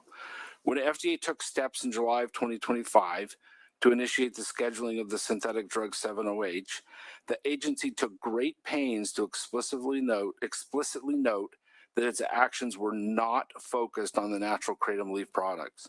Similarly, when FDA Commissioner Marty McCreary recently warned consumers about products containing 7-OH, he again specifically stated that they bear no resemblance to the botanical kratom that people have consumed for centuries. A decade earlier, FDA and the DEA considered whether kratom should be scheduled based on the 8-factor test set forth in the Federal Controlled Substances Act. The answer, it should not.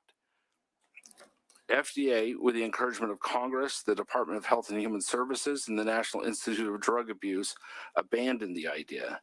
Subsequent analyses of the 8 factors have resulted in the same conclusion. Kratom has beneficial effects with a relatively low risk of harm and therefore does not meet the criteria to be scheduled. I think there are some statements on FDA's website that entities who think mistakenly that FDA has banned kratom, including, I believe, the California Department of Public Health, have viewed these isolated statements on FDA's website that are a relic from the time period a decade ago when the FDA was considering and then abandoned the idea of scheduling kratom. And what's important is to note that this issue has come up in several court cases where FDA and Department of Justice lawyers have gone into federal court and had to explain its position on kratom. In 2003, in a federal case here in California, FDA and DOJ took the position that FDA does not have evidence that kratom was dangerous. A year later, in 2024, DOJ lawyers stated in federal court that the statements that the California Department of Health is relying upon were informal. I heard them saying that's the official view of the FDA, but FDA, under oath in federal court, said that those views were informal, non-binding, and did not go through any internal review. Those are the official views of the United States Food and Drug Administration, as explained under oath to a federal judge. Of note, FDA is actively studying the botanical. FDA's first study of kratom, which was completed in 2024, showed that the botanical was well tolerated in study subjects, even at high doses. The ascending dose study was in an adult population and used up to 140 milligrams of mitragynine, which is 7 times the amount of mitragynine in a typical serving of a commercial kratom product. Today, kratom is used by 23 million Americans to increase focus and energy, to provide a mild boost in mood and relief from minor aches and pains associated with physical activity. Researchers from numerous academic institutions, including Johns Hopkins, Columbia, Ohio State, and the University of Florida, have found that kratom has beneficial effects with a relatively low potential for harm. Only yesterday, Dr. Chris McCurdy, a renowned academic at the University of Florida, revealed the results of an NIH study that was just conducted, and it found that, not to their surprise, that 7-OH induced respiratory depression and could be, and that Narcan was successful in dealing with individuals who had overdosed on 7-OH. It found something very interesting about kratom. It found that it actually increased respiratory depression and was unaffected by Narcan, because kratom does not work on opioid receptors and cause respiratory depression like 7-OH. I would welcome the opportunity to answer any questions you may have. Thank you. You may go. Oh, there we go. Hello. Good afternoon, Honorable Chair and committee members. My name is Jackie Subek. I'm the Executive Director of 7 Hope Alliance, a nonprofit dedicated to public education, advocacy, and science on 7-hydroxymitragynine, also known as 7-O, and kratom. I'm here today to protect access for the millions of Californians who are 7-O and kratom consumers.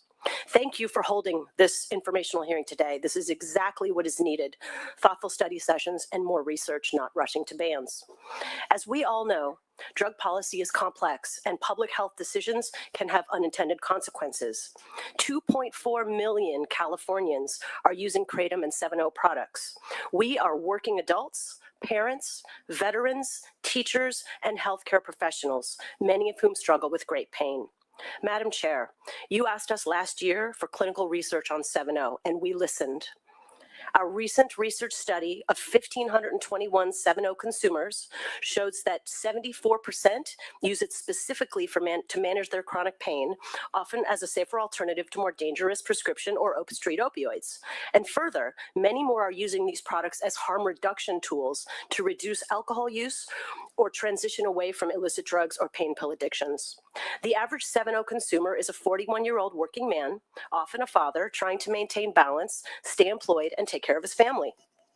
We must put the impacted communities front and center. We are not talking about a hypothetical population. We're talking about Californians who have built a stable wellness routine around these products. When the government abruptly takes away a wellness tool that people rely on, the consequences are not abstract, they are real. Mr. Lowe was correct that you would hear this statistic today, that 17% of 7.0 consumers said that if these products were banned, they would consider suicide. And in fact, the American Kratom Association's survey in 2016, long before 7.0 was even on the market, said the exact same thing. Also, 7.0 for 7.0 consumers, 41% said they would seek it illegally if it was banned, 25% said they would turn to illicit drugs, and 12% said they would go back to alcohol abuse. That is not public safety, that is predictable harm. We are in an age of misinformation, so I'd like to set the record straight on a few headlines. 7.0 deaths are not happening everywhere. Poison control calls are not up. Emergency room visits are not up. This is a manufactured crisis, plain and simple. And even worse is that information released by health agencies is confusing to consumers. When they release data linking 7.0 to polysubstance deaths, when it is clear from the medical examiner reports that each of these people had serious substance abuse and mental health disorders. Kratom and 7.0 are not separate issues. While they are different products, they are both naturally derived from the exact same plant. Kratom's primary alkaloid mitragynine is naturally metabolized to 7.0H.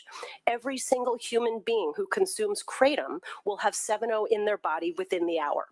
You cannot separate Kratom from 7.0, nor can you separate Kratom consumers from 7.0 consumers.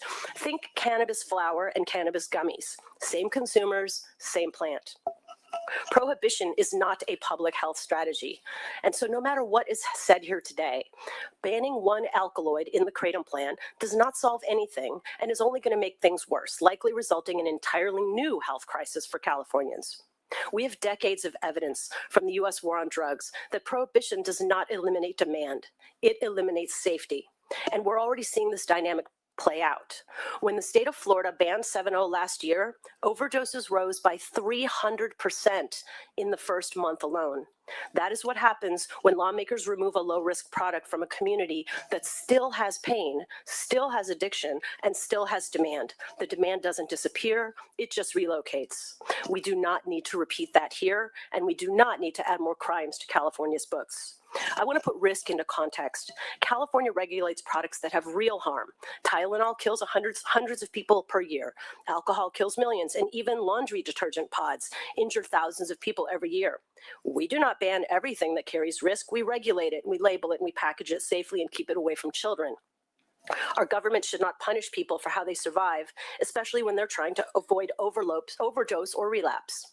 Our #1 mission is consumer safety, same as public health, but their current approach of prohibition by enforcement memo has only hurt the consumers by removing access to products they need and rely on. We support immediate and responsible regulations for 7.0 and Kratom, the whole plant, including 21 plus age gating and at point of sale, child safety protections, milligram caps, labeling and packaging restrictions, and mandatory testing. This is a complex issue, and it deserves a thoughtful response grounded in evidence and social reality, not a rushed return to a Reagan-era war on drugs.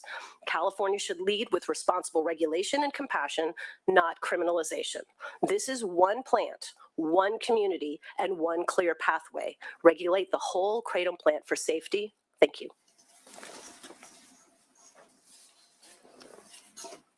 Well, thank you, Chair Dr. Weber-Pearson and members of the Senate Health Committee.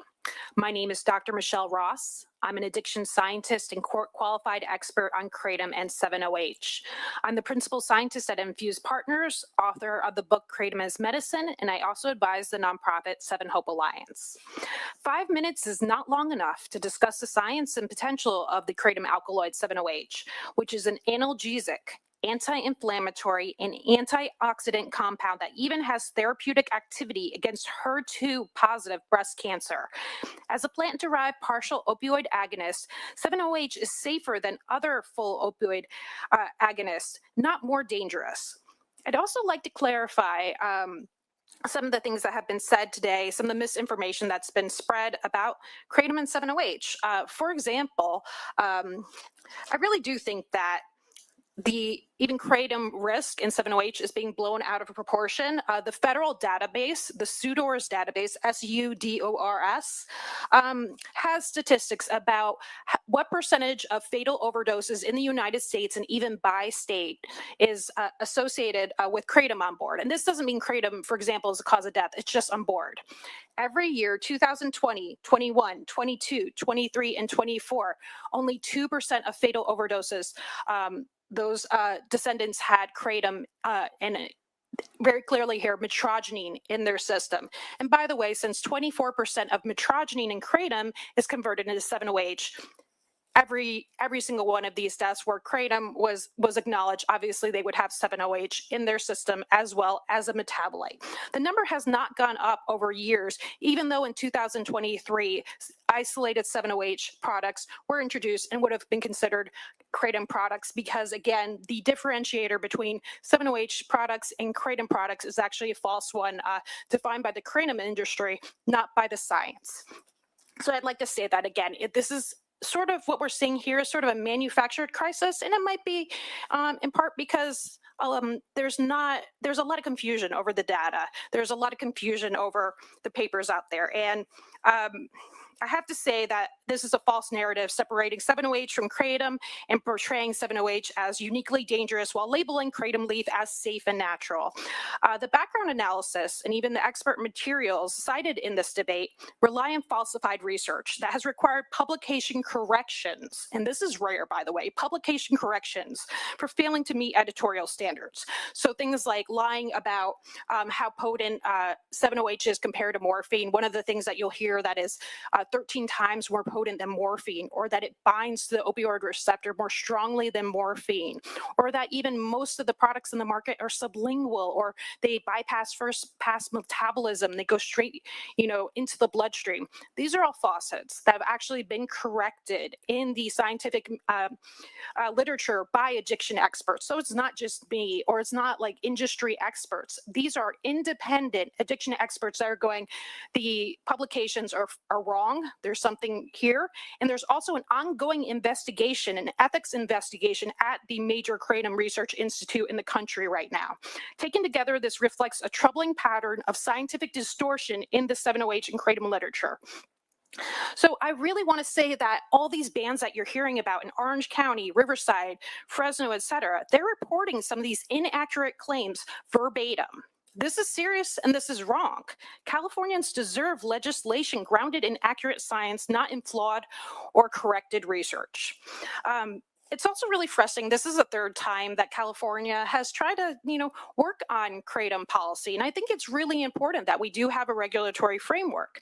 However, it comes back to the same thing over and over again, that 7-OH is somehow different than kratom, instead of actually exploring how do we make safe regulations for the people of California, again, over 2.4 million that choose to use these products. So let's have a serious policy discussion instead. The scientific consensus is that there are 3 categories of kratom products: whole leaf kratom products like powder or capsules, full spectrum kratom extract products and kratom alkaloid products, such as isolates, including metrogene or 7-OH. These are not separate products. 7-OH is not a synthetic opioid. It is exactly the same, whether it is found in the kratom leaf, and it is actually found. There are many papers that state this. It is found in the body as a metabolite. It's also found in isolated products. So it's not some Franken, alkaloid that does not exist in nature. It is real and it is the same chemical structure no matter where it comes from. Oxidation can happen via oxygen, via heat, via age. By the way, if you test old kratom, it will have elevated levels of 7-OH and also another metabolite called metrogene pseudoindoxyl. So that's a little snippet for you. Each of these categories of products has distinct regulatory considerations, but none is inherently risk-free, right? All products either contain 7-OH or are metabolized into 7-OH in the body. Physical dependence, withdrawal symptoms, and adverse effects occur across all three categories of products, particularly with high dose, frequent use, or riskier routes of administration, such as drinks, vapes, and sublingual films. It's not the alkaloid that defines risk, especially because metrogene is converted into 7-OH in the body. Again, every kratom product turns into 7-OH. So if you're trying to protect Californians by just banning 7-OH or capping products off at 2%, it really doesn't prevent them from exposure. And in fact, again, if there's all these Californians that have already been taking it, millions of Americans taking kratom products that convert into 7-OH in the body, if you think that 7-OH is the problem, you would have seen deaths, overdoses, and ER crisis long before now. I really hope you take this into account and think, what is causing this narrative? And more facts about 7-OH. While it's important for pain relief, it has poor bioavailability. So if you take an oral tablet, only about 2.5% of that 7-OH actually gets in the body to be used. Then it actually is less likely to cross the blood-brain barrier than metrogene. Metrogene crosses it very easily. 7-OH doesn't. And so what you're having is a substance that actually can't cross the blood-brain barrier into the parts of the brain like the brainstem that actually impact respiratory depression. So there's a whole bunch of fishy science being thrown about how 7-OH is actually really bad and is going to cause respiratory depression. This comes from IV rodent studies, not from humans. Now, I will not discount the fact that there are some case studies of people who were highly abusing these products and even riskier versions, like, for example, sublingual films, which I do not believe should be sold at all. But for the most part, people taking oral tablets, and especially responsible amounts of them, do not experience respiratory depression, and that's also something we saw with our research. Okay, so the most pressing public health issue here is actually adulterated products. And I know, we may differ with the CDPH on what the definition of that actually is, but an adulterated product, in our opinion, would be a kratom product that actually has other food ingredients in it. For example, a kava and kratom product, or a kratom product that has yohimbine, which is a stimulant. These combinations actually increase toxicity and addiction risk. You might have heard like the little blue bottles of Feel Free, et cetera. Here's, for example, another brand. They come in little shots, right? Easy to drink. Really, that increases the addiction risk, et cetera. These are often marketed as alcohol alternatives. Some have been the subject of substantial legal settlements for deceptive marketing, fooling customers into thinking that there are health drinks marketed on Facebook ads for people with alcohol abuse issues, and they didn't disclose that habit-forming kratom leaf were in them. Those are the products that merit regulatory attention, yet we're not really discussing them. We're only talking about kratom leaf and 7-OH. Why is no one talking about these multi-ingredient kratom products? Well, the two advocates that were representing the kratom industry today are in fact representatives of the adulterated kratom drinks, and their organizations are responsible for the false narrative that 7-OH products are unsafe, to deflect from the dangerous and improperly marketed products that their own vendors sell. Notice how the conversation has been kratom leaf is safe and 7-OH is bad, yet no one is talking about kratom extracts or these adulterated products. It's by design. They've hijacked and manipulated the scientific, media, and policy narrative around kratom, including pushing forward AB 1088. That bill narrowly targets 7-OH while avoiding comprehensive regulation of extracts and multi-ingredient formulations. That selective focus does not align with the pharmacology or risk assessment. If the goal is consumer protection, we need comprehensive regulation, mandatory third-party testing of COAs, accurate alkaloid labeling, defined serving sizes, restrictions on high-risk routes of administration, and enforcement against adulterated products. Okay, and then I just want to mention that it's not the mere presence of 7-OH that determines risk. It's how a product is formulated, labeled, marketed, and consumed. So I really hope that we can have really productive policy discussions in the future that are evidence-based. And I want to thank you for your time and your commitment to evidence-based public health. So thank you. Thank you.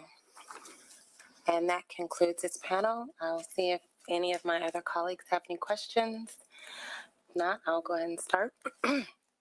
So this is for both Mrs. Subek and Dr. Ross, because in your presentation, you were essentially alluding that Kratom and 7-OH are inseparable. They're the same. And so why do we need 7-OH if they're the same as Kratom? If you don't mind, I'll take that. Okay, so Kratom and 7-OH products are typically taken by people with chronic illness, chronic pain, and a lot of people have issues taking large amounts of Kratom powder, whether it's the powder itself or capsules. For example, to get the same pain relief that you might get from a small 7-OH tablet, you might have to take, say, 12 Kratom capsules. Now, because Kratom's alkaloids act very similar to NSAIDs, where they will burn out your stomach, people that depend on this for pain relief and have to take it multiple times per day because the half-life isn't that long really struggle with stomach pain. And we have consumers that have Crohn's disease, all these different autoimmune disorders, and they go, okay, well, this was working for me, but now I can't take it and I'm struggling. And when 7-OH products came along, they were able to just take one little standardized tablet. It doesn't hurt their stomach as much. So it is very helpful. Also, 7-OH doesn't do exactly the same thing as Kratom, right? Kratom has 50 alkaloids. It's sort of messy. It's sort of like how CBD activates all these different receptors. 7-OH is very specific. And if you just need the pain relief and you don't need, say, the serotonin activation, the dopamine activation, all these other things, it really is more helpful for people that need that very specific outcome. Kratom, some people really like Kratom and that works for them. Some people really prefer 7-OH, and we really believe that there should be innovation in this market rather than restrictions not based on science. Thank you. So essentially what I'm hearing is that 7-OH is more potent, because essentially you just said that you'd need to take more Kratom to get the same effect as 7-OH. And so there is a difference. They're not the same. And so I wanted to make that clear. The other question that I had for you, Dr. Ross, you spoke about, I believe, some like nationwide autopsy reports from different labs and things like that. How many of those labs actually had the capacity and the forethought to actually test for 7-OH? Because one of the things that we've been hearing is that most labs don't. Here in California, LA County just started. So how many of those labs and those studies actually had the capacity and the foresight to test? Okay, so I would say that I can't tell you how the exact number of that. What I can tell you is that many of them have been testing for metrogenine for over 5-6 years. And one example I'll actually give you is from Orange County. There's a publication that was published in 2023 that looked at metrogenine and its involvement in DUIs in California, specifically Orange County. And so they were testing for both metrogenine and even 7-OH back in 2018, 2019. So there have been municipalities that have been looking at this. And by the way, that data actually shows that Kratom is less than 0.2% of all DUIs. And really, it never is a cause of a DUI by itself. It's always with alcohol. And so it's just present. So just saying is like there are opportunities to test. And I do want to state too that I have reviewed every single one of the autopsy reports and the overdoses cases. It is disturbing to hear that they say that they can't quantify 7-OH, but then they say that the levels of the 7-OH were so high compared to the mitragynine, yet those were not publicly released. And we're hearing conflicting evidence. So I understand that it could be, the science around this is confusing. The equipment around this may not be available for everyone. I think it's hard, but in terms of knowing that 7-OH is a metabolite of kratom, if we know that mitragynine turns into 7-OH, I mean, do we really need to test for that, or do we need to acknowledge that any kratom consumption can lead to adverse risk because there is 7-OH involved as a metabolite, or whether it's present as a isolated product? And I want to say that 7-OH is not more potent necessarily, because I told you that there is a reduced bioavailability and ability for the 7-OH to cross the blood-brain barrier.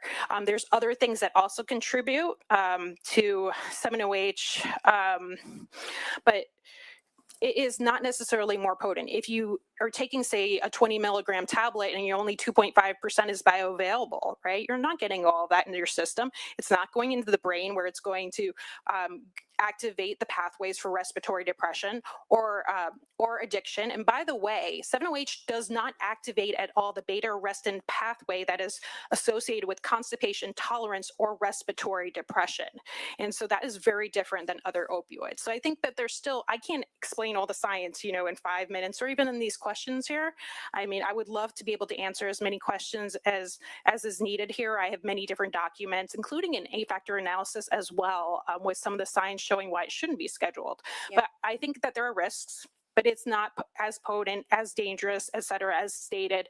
And if anything, if 7-OH is dangerous, kratom is dangerous. I mean, in my humble opinion, I would say if you think that 7-OH products are so dangerous that they shouldn't be sold, then kratom products shouldn't be sold. Well, I'm not saying whether either one should be sold, but I don't think that there is a similarity based on the things that I've read, the things that we've heard today, the things that we've heard from providers who are actually on the ground seeing patients, taking care of patients, from our coroner's office who have seen an uptick in not only cases but in deaths. So I wouldn't necessarily say that this is a manufactured crisis, which is something that I did hear both of you speak about. But I will go and ask a question right now of either Mr. Lowe or Mr. Bradshaw. If labs currently are unable, most labs are unable to test for a percentage of 7-OH, if you take a kratom product, how would you propose that we allow for the continued sale of kratom, but we can't actually do widespread testing to ensure that there is no 7 or a higher dose of 7-OH in there? Quickly clarify your.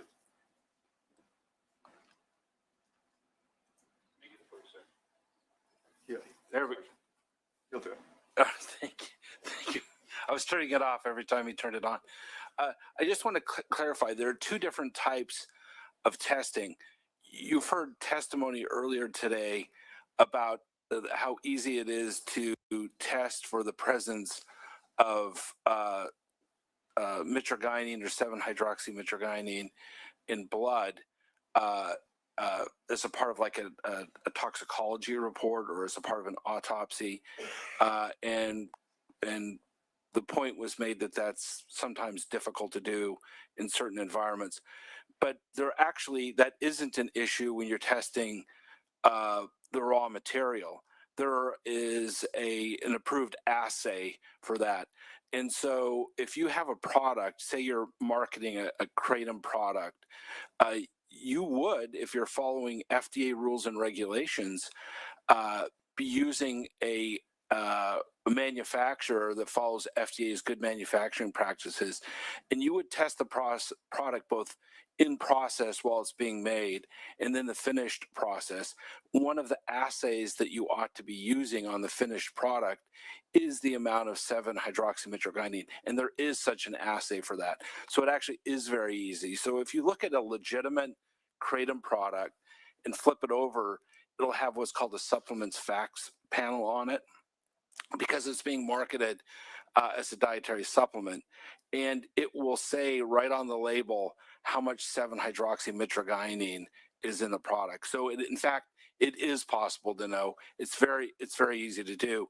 In fact, I will say that just yesterday, the FDA put out a press release announcing that the primary sponsor of their organizations, Vince Saunders from American Shaman, had to recall 7-OH products because they contained 7-OH above what was being reported on the label. So that's all very easy to do. There's a assay. If you're following and complying with the FDA rules and regulations, you know you don't have a violative amount of 7-hydroxy in your Kratom product. Thank you. Not seeing any further questions. Okay, Senator Caballero. I want to thank you all for your testimony here today. I heard the Kratom bill, 7-OH and Kratom bill come through public safety, and the testimony in that bill was briefer than you have in a hearing such as this, which is an informational hearing, and I appreciate the discussion and the information. But I have the same feeling. I don't have a question because, quite frankly, I think that there are more questions than there are answers, and that was part of the challenge with the Public Safety Committee, because we were being asked to do something that would make it illegal and would take it off the market entirely. And part of the challenge is that this discussion should be happening very similar as the federal government deals with it at FDA, a real discussion on what are the differences between the two, and what are the impacts of it being unregulated and people doing whatever they want with the products. And we jumped into the whole issue of marijuana use and cannabis without knowing what the medical information was that would make us feel comfortable that it was going to be used appropriately, produced, and then could be regulated by doctors. Doctors would be prescribing the dosages and then looking at the effects of it. And so while I appreciate the information, there's more questions, I think, than answers. And this is part of why I think this committee had to hold this hearing. And it's important information. It is an informational hearing, so that's good. It means I don't have to vote to ban something that I don't understand fully enough to say people that are suffering from chronic pain ought to have some relief. And if it's better than some of the products on the market right now, then why wouldn't we use it? Well, we might not use it in all of its form, and there might be a use that makes sense. And so I'm hoping that at some point we can move towards that kind of a framework, but I really do think there's way too many questions. I appreciate your testimony here today. Didn't solve it for me one way or another. I was hoping I'd come out thinking, okay, now I know what we ought to do. Thank you, Madam Chair. Yeah, thank you. All right, well, like to thank this panel. And Dr. Ross, one further thing. Could you please, you stated none of the studies cited, that the studies cited had to be corrected and retracted. Can you please provide that information to my office or the health committee so we can review that? I'd be happy to. Thank you. Thank you. Thank you all so much. We will now move to our public comment section. As I stated at the top.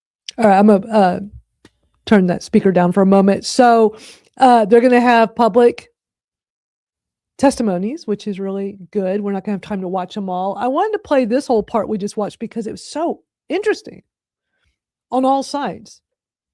Any thoughts from you? I agree. I loved hearing both sides and their testimonies. And I love that they were open to being educated up on the panel. Exactly. And I love that they're continuing the discussion.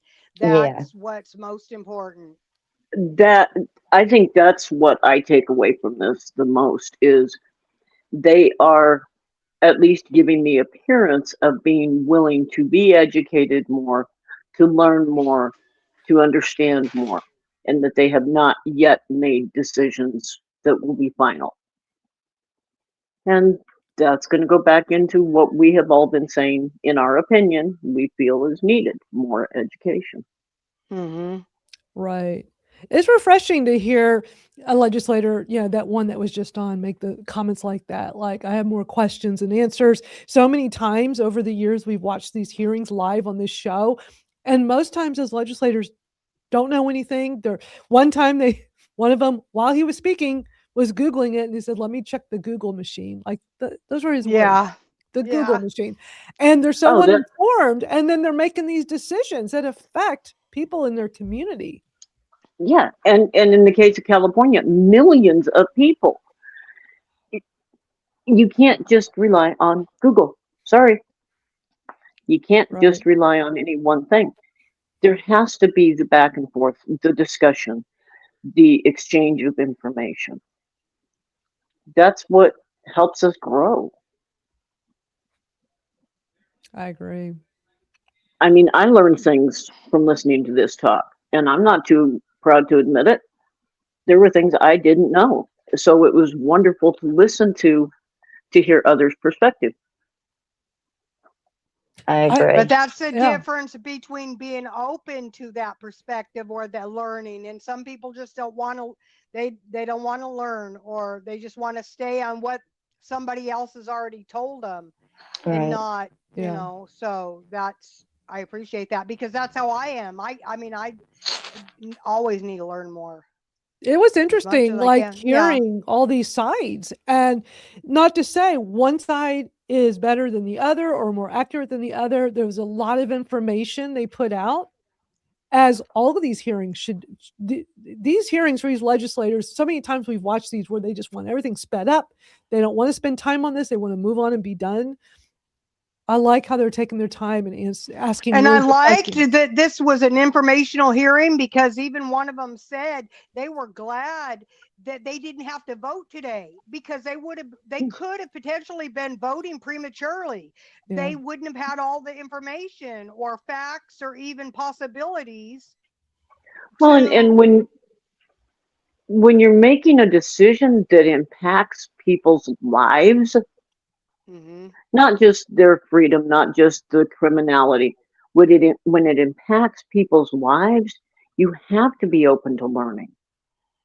And I'm going to give huge thanks to people like Twinkle and Dion that went there and, after those guys talked, stood up and gave their stories too, because these folks need to know you're taking on the responsibility of human life by your decisions. Absolutely. Yeah, we're going to watch a handful of these testimonies from, our friends in the community: Dion, Marcel, Jordan, Twinkle. It was really great seeing all the familiar California faces that took the time. I know Jordan had posted on TikTok saying it was a 7-hour drive. Him and his dad went. His parents are Kratom consumers too, and I love that he's been bringing his dad with him. His dad is really good at this, with sharing his experience. Yes, and in California, for this particular hearing, everybody was given, for the testimonies of consumers, was given 1 minute. They had said they were going to devote an hour to public testimony. So we don't have time to watch them all. It's not quite an hour. It's about 30 minutes of testimony, but I'm gonna just start where it's leaving off here with Dion, and we'll go through. And we'll see Twinkles later. And then, because we're already at the 2-hour mark. So just a reminder, I'll have the link to this hearing for those that want to watch this and see the parts you didn't see here, or if anybody got here late. I'll have it in the YouTube description on this video. This video, I know we're also on X, so for those watching on X, come over to YouTube to Kratom Real Talk. And in the description for this video, it'll be up there. It'll be in there a little later. The Facebook video from Nassau County, New York, when we watched it earlier. and then this particular video. Usually we watch so many videos, but today, sometimes it's like, I was watching a lot of this California hearing last night, and I'm like, wow, this some really interesting stuff to talk I about agree. and get everybody's perspective. So, but yeah, let's watch advocates speak. This is exciting, and just a reminder to all of our everyday Kratom consumers that are here with us, you can go do this in your community. When these hearings come up, go in person. These people are California residents. They make the biggest impact because this particular hearing affects their community. And they're going to be listened to way more than anyone else. So it's very important. My name is Dion Evans. And in 2016, with the opioid crisis, all opioids were discontinued for people with chronic pain. I'm a terminal patient, and I have the most painful condition known to humans. I have full body CRPS. After the opioid crisis and the opioids were removed, I was less than a half an hour away from taking my own life because I couldn't do it anymore. And that's when I found Kratom. Before Kratom, I was bedridden and I couldn't do anything for myself. I still have a care provider who helps me do everything. But if it weren't for Kratom, I would not be able to be here and testify as to what it's done for me. It's enabled me to be able to get out of my bed and get here and talk. And it's also, as of November 25th, I became a great grandma. I never would have been able to do that if it weren't for Kratom. Thank you.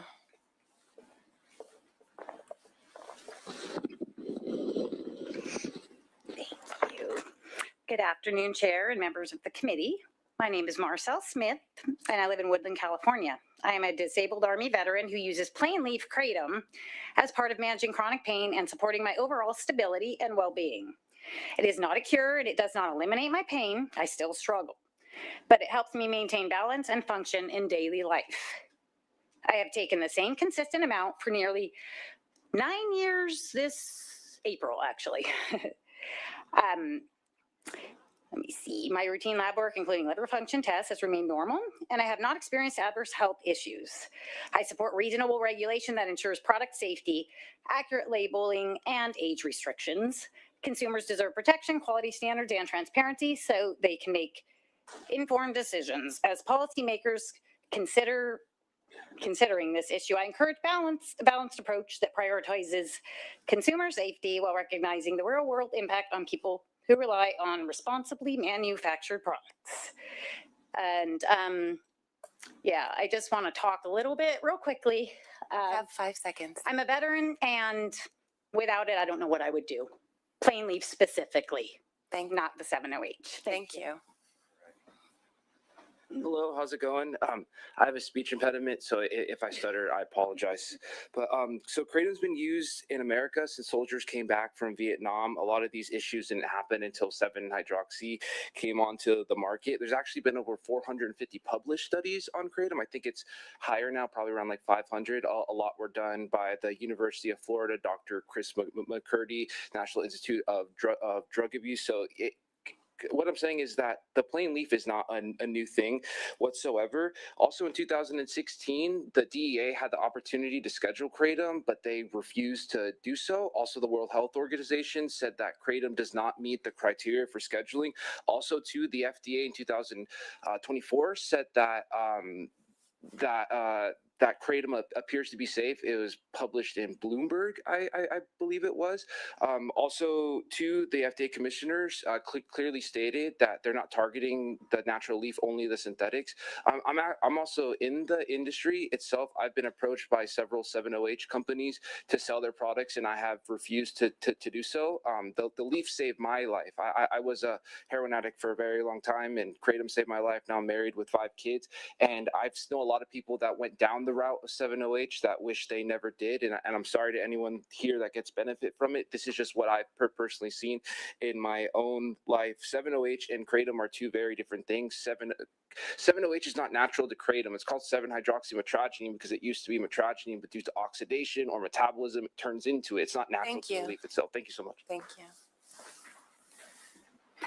Hi, my name is Art Richard. I'm very thankful for how considerate you guys have been with everything you've been hearing and you've been listening to everything said.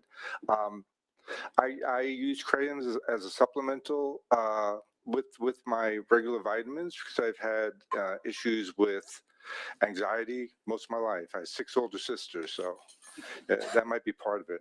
But I've been taking half a tablespoon for 8 years. Never had to increase it. Still does the same job.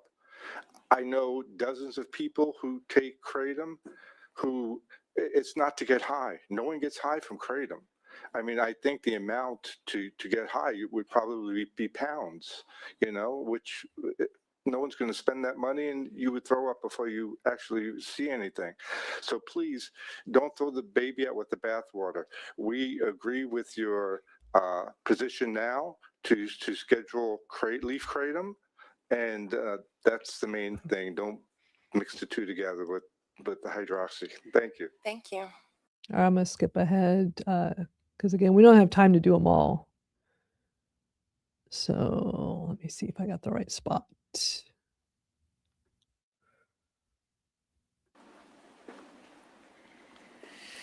Good morning, Madam Chair and members. My name is Twinkle Van Fleet. I'm from Sacramento, California, currently living in Fairfield. I'm a healthcare advocate and I represent thousands of abandoned pain patients with limited access to care or with barriers to accessing any care at all. And I do utilize both Kratom and 7-OH. I am an abandoned pain patient. 2016, I've been on my own ever since. I started utilizing 7-OH about 1.5 years ago. This last year has been the most amazing year, even though I'm limited. I've lived also with complex regional pain syndrome for 25 years. It is considered one of the worst pain ever known to man and medicine. It is nicknamed the suicide disease. I am, in fact, a suicide survivor. Please consider regulation of all products instead of prohibition. My grandbabies rely on you. I thank you for your time and consideration. Thank you. Thank you. Great job, Twinkle. That was such a great job. We know that's Thank not you. easy to do, to get up Amazing. in front of people and do that. So you did great. We're proud of Thank you. And to be Thank you. I standing, appreciate you. my legs would probably give out. But then to be looking Yep. at them and making eye contact, I think is just great. I haven't gotten there yet, so that was great. Yep. Thank you. Yeah, very proud of you for getting out and speaking out. It doesn't matter what somebody's opinion or their personal experience is, getting out and doing this. They need to. I mean, did any non-Kratom consumers come speak out? It was just all Kratom and 7-O consumers, right? At the end there, where they did the public from the public. Yeah, there was a few that were against them, I think. And then there was a But those were the few that experts, were right? for, I can't recall. I didn't watch all the I think testimonies, there was but there was a few that was against, There that were, was okay. anti. There was a Anti-everything? couple of them. Anti-everything? And one or the other or both. Yeah, I think in the beginning I remember the presenters, but I don't remember anybody getting up and standing like you did and all the pro-Kratom people did, like coming up and talking. I just remember the presenters up there.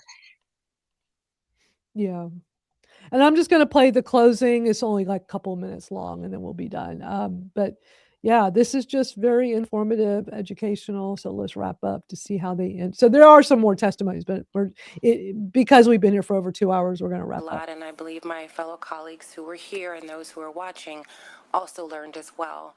Want to thank the staff for working on creating this panel and making sure that when we do hear the bill from Assemblymember Baines and any others that may come forward in the future, that we are as knowledgeable about this issue as possible. Understanding that, yes, this is an emerging field, that there are people who are still looking into this, still doing research. And so even though we don't want to just do something quickly, we also don't want to continue seeing overdoses and deaths. And we do not want to move at a snail's pace while we wait for the research to definitively say one way or the other, because one of the things that we have learned is that even when we have all of the research in the world, you can still have one or two people question that research. I think we're seeing that now with vaccine efficacy. So there will always be people within the field that have differing opinions, but when we start seeing a trend in something with the addition of something new, recognizing that whole leaf kratom has been around for a long time, but we are now seeing an uptick in those who have become addicted, those who are succumbing to that addiction through death. It is our duty to look into it and our duty to figure out what is it that we can do to protect the residents here in California, acknowledging the benefits, but also looking at some of the potential harms. And so with that, I thank you all so much for coming and participating, and look forward to seeing you at our next health informational hearing. Okay, there you go. I wish there were just more of these, where these communities and these states, like, let's have these informational hearings. Let's not be so quick to ban things. Let's hear from the experts and the constituents. I agree. I agree. And I also think, stop big brothering all of us. Yeah. And I was there with Seven Hope Alliance, and I am proud to have been there with Seven Hope Alliance. I couldn't be on the other side because I utilize them both, and I don't even think that there should be sides.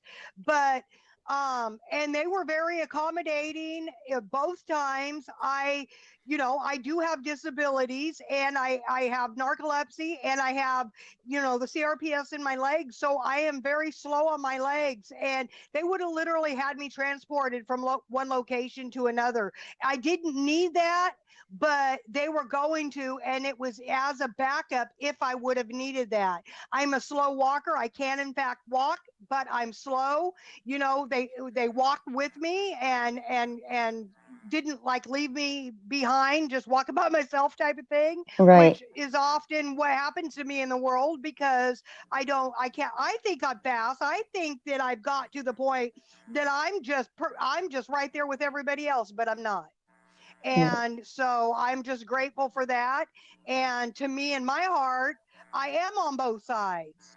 Right. But sometimes I'm constantly, kind of being shifted to where I can't be on ours. I'm on the other one, but I'm absolutely proud of being there in that situation. So I'm not gonna, let anybody, hurt me in that regard. So. Well, I'm also really impressed with what Seven Hope is doing and how they've been able to get everything that they have together and all of you together to get out there and advocate. I think they're doing a great job. And like I keep saying, most of the 7-OH advocates are first and foremost plain leaf kratom advocates, first and foremost.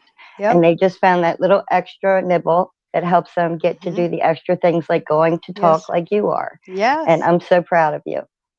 Thank you. I appreciate you all, and very grateful and appreciative. And so thank you. All of you.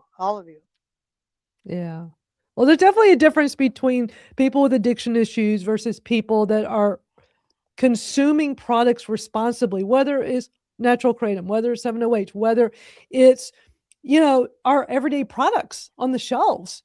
I consume too much chocolate. I'm not afraid to admit that. I mean, I probably shouldn't eat as much chocolate as I do, but I like it and it makes me feel good. So, we're all responsible adults. It's just making sure people are educated, not letting kids have access to things they shouldn't have access to. I mean, if everything is always about the kids, get the alcohol out of reach of kids.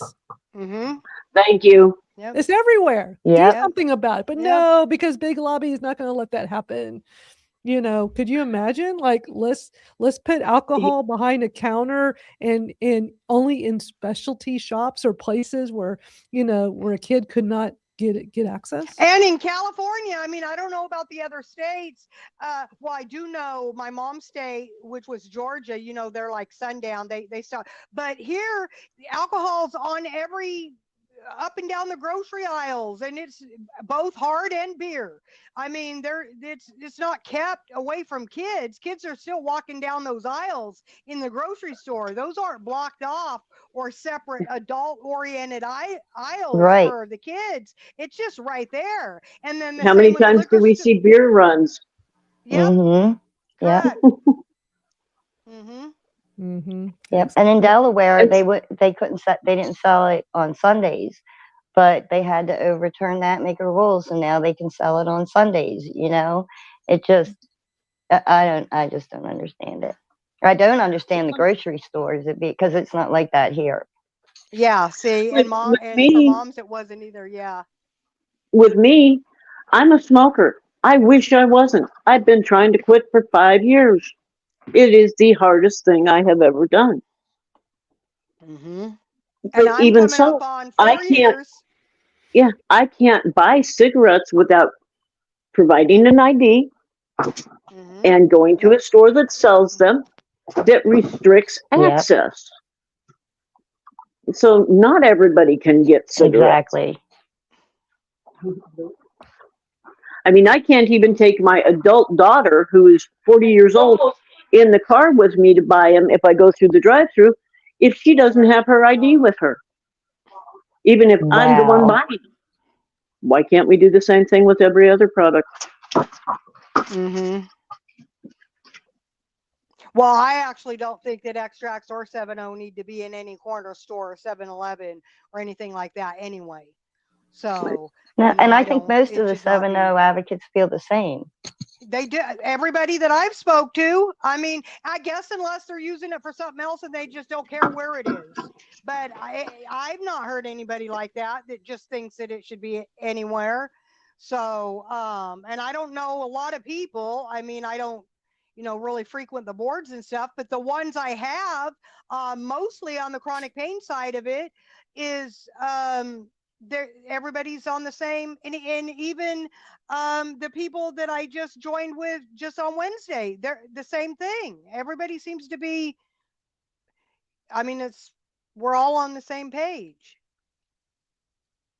So yeah. Oh, I don't know, you guys. Responsible, self-reliant, self-respect of consumption of products. Mm-hmm. That's right. And facts I've over known fear, some people education. that used to overtake the 5-hour energies. Some people would do that, drink those all day long, or the energy shots, the energy drinks. I used to drink them a couple decades ago, probably a few times a week. And nowadays, past 10 years, every once in a while, I might add some to a diet soda during the summer, especially when it's so hot out. But I can't drink them anymore. But people do overconsume them, is all I'm saying. You probably shouldn't have more than one a day, and there's people that drink them all day. So yeah. Well, this has been a great show today. Yeah, 2 hours and 22 minutes of wow. And everybody stays with us through the whole thing too. I just love that. We appreciate our hundreds of viewers, although we're not quite at 100, but today yet we will with replays. But we appreciate all the people in our community that like to learn more and educate themselves. I mean, we're not talking about anything you can't go look up online. We're not playing any videos you can't watch publicly. So, the information is out there. You just have to look for it. Yeah, we're just giving our opinions on it, So, yes, dear. Yeah. Oh, I see a puppy. Yeah, he says, "Okay, you ignored me long enough." Right. Right. It's like it's time. Well, we've wrapped up. We're good. There's your cameo. Oh, what a cutie. Okay, no licking. Precious. But thank you to everybody. Thanks to our panelists. It was great having Tracy Hudson at the beginning. Yep. Yeah, our special guest Tracy Hudson. That was awesome. Now I can take my things off. yeah. And thank you for allowing us to be here, Madeline. It's amazing, and we appreciate it very much. I'm here to have a platform where people can share their thoughts, share their opinions, not to be attacked. And if somebody watches something that they don't agree with, send me a message. Point to the timestamp of what part did you not, if you're vague about it, I don't know what you're talking about. But, Right.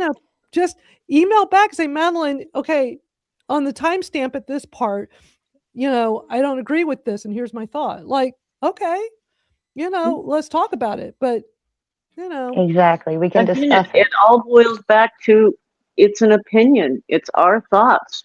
We don't have, it's not a question of right or wrong. It's a question of how we feel and think and view something.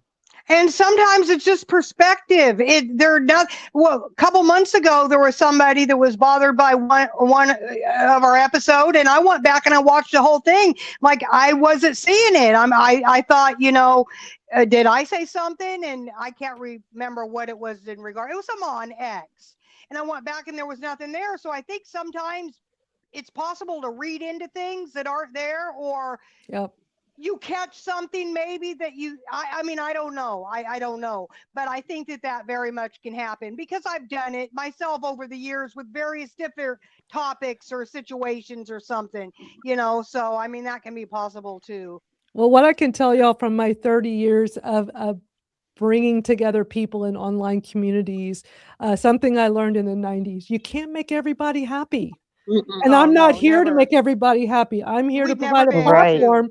I'm here to provide a platform so that people in our for this particular community, for our everyday Kratom consumers that, want to feel heard.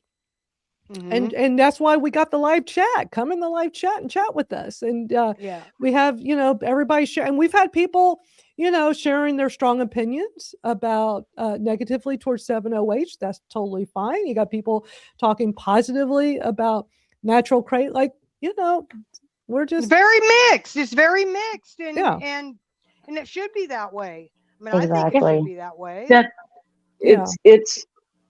It's enlightened conversation and discussion.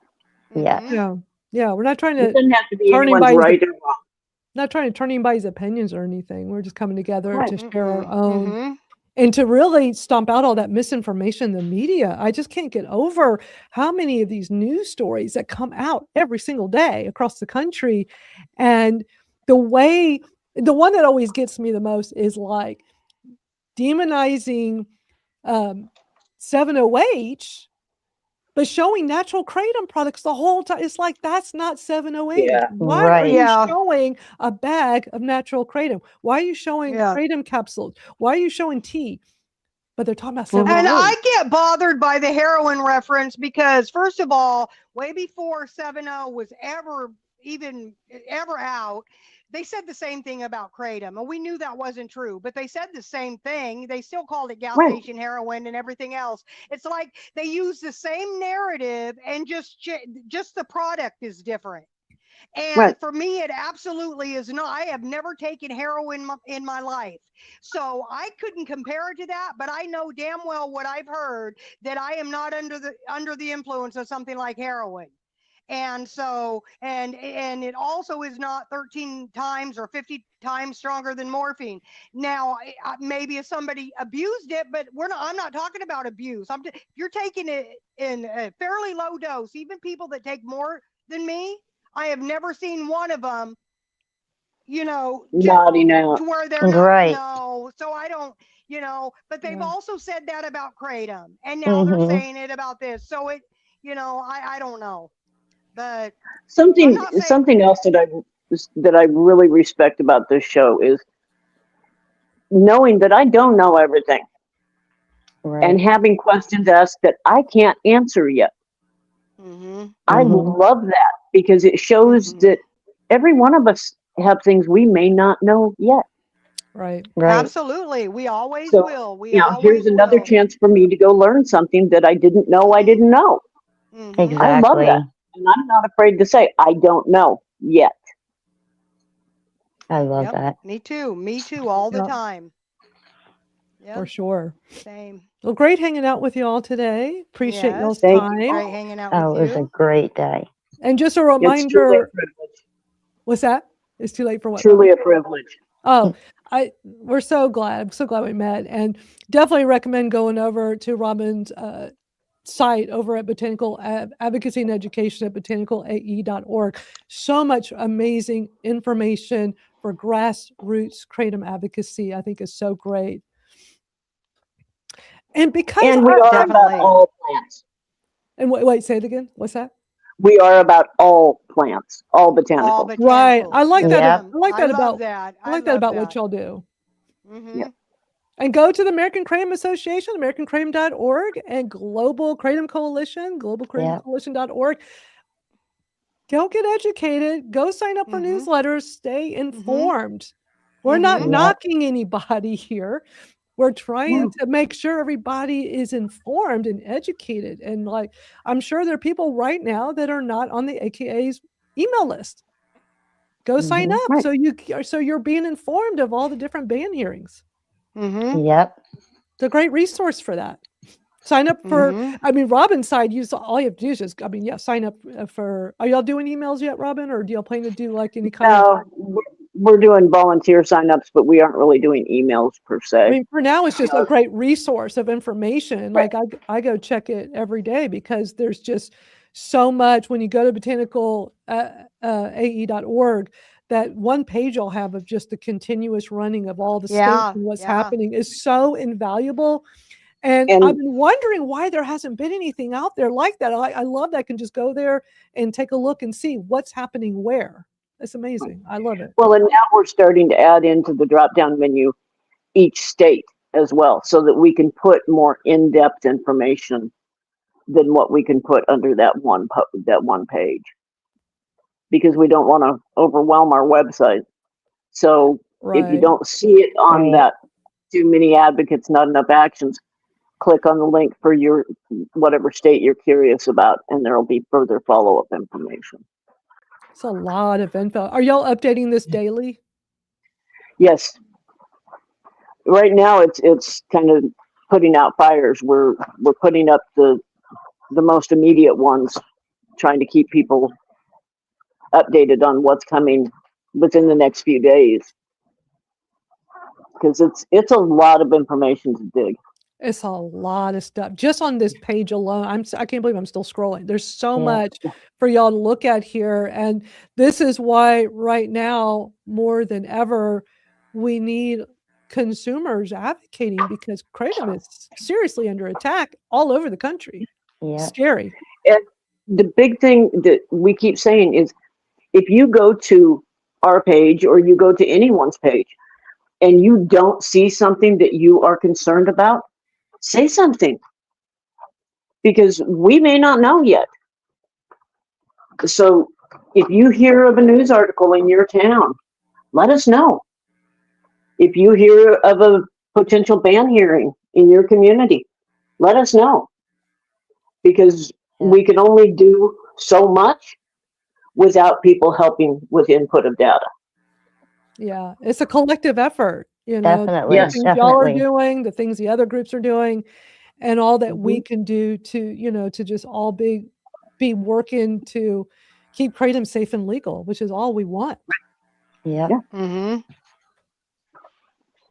So now more than ever. Yes. I mean, this is like a bigger threat than the whole 2016 thing. Oh, much bigger. And that was a scary time. I wasn't even a consumer yet, but when I learned all about, the DEA trying to do a 30-day, like in 30 days, we're going to ban this. And how everything changed so quickly. Yeah, and now it's every few hours we're hearing about a new town, a new state action, a new county action. It's crazy. It is. Extreme, thank you for your awesome comment. It says I can watch this all day. Oh, that's great. Appreciate that. We love doing this. I mean, y'all, nobody pays us to do any of this stuff. We're not part of any arm of a group or anything. We're just passionate advocates who come together that want to help discuss what we're uncovering and finding out and sharing opinions. And like y'all said, I'm learning from y'all. We all learn from each other. It's very enlightening. So we're going to wrap up here. We've been here for 2.5 hours. Thank you, Madeline. Thank you, Venus. Thank you, Twinkle. You guys are rock stars. Thank you, Robin and Venus. Thank you. And we Madeline. appreciate all the stuff everybody's doing. Yeah, thank you all. Doing lots, and all the other advocates around the country that are stepping up and doing things. Yes. Everybody's appreciated. I mean, Matt came from South Africa. That's pretty special. Wow. That what? Say it again. That what? Matt from GKC. Yeah. From South Africa. Right. I know. I was like, oh, he's there in person. Yeah. That's a very long. I always think when I was watching his testimony last night, I'm like, oh, he took a long plane ride to get there. Wow. Yeah. And it shows the dedication that people have to this fight. Yeah. Yeah. Extreme's asking about the link to the hearing in California. So we're about to end here. So give me a few minutes after we end this live stream, and here on YouTube, I will put the link in the YouTube description, the description for this video. I'll put the link to that in there. So just give me a few minutes, and I'll get it in there. It is really worth watching the whole thing. I'm definitely going to go back to the earlier presenters, the anti-kratom presenters, I guess it was scientists and experts and stuff. I'm not entirely sure. It was a long part, so I didn't have time to watch it all. So it was. I can't remember what they exactly were, but I'm sure they were like doctors and things like that. In the state, in California, like California. Yeah. Usually it's people that would lose money if kratom were legal. And Venus, big shout out to you, because Venus a lot of behind the scenes here, and Venus put together the timestamps for everything on the California, so I could easily go through and see, because this is a lot of work and very time consuming, and it made it so much easier, Venus, with you like directing me to like where the different times of who speaks and what, so I can easily go through it. And You're appreciate welcome. you. So thank you for being what did I say last week? Super duper advocate. Like, she is too. You are super like duper. Next Thank level. you. I enjoy doing it because it's nice to hear the positive again, because I usually don't listen to the antis again, but to be able to listen to the positive again, I get the advocacy high all over again, you know? Yeah. Yeah, we definitely need to add a couple zeros to your paycheck. Even though we all have 0 paychecks, it's great to add a couple more zeros. Well, this has been so much fun. All right. I think today we're going to close out with Living the Kratom Life. Such a good song. Oh, we haven't heard that for a while. Play this song all the time. Well, I've been playing it. I've been putting it into the rotation more recently, but I really missed it. I think we used to always close with this song for a really long time.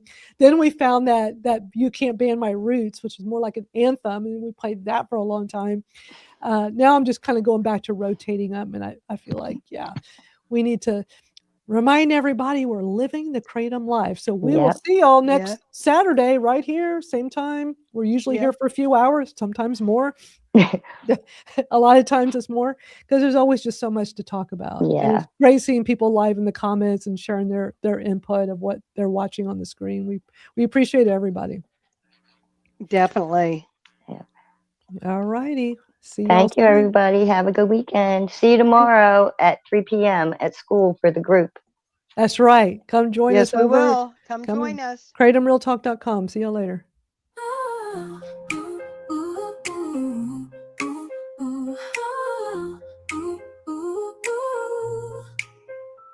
Woke up today feeling light. Grab my blend, ready for flight. Green mango, it's my start. Red barley to calm my heart. From dawn to dusk, I'm feeling free. With every leaf from the kratom tree, I take my dose, I feel alive. Yeah, I'm living the kratom life.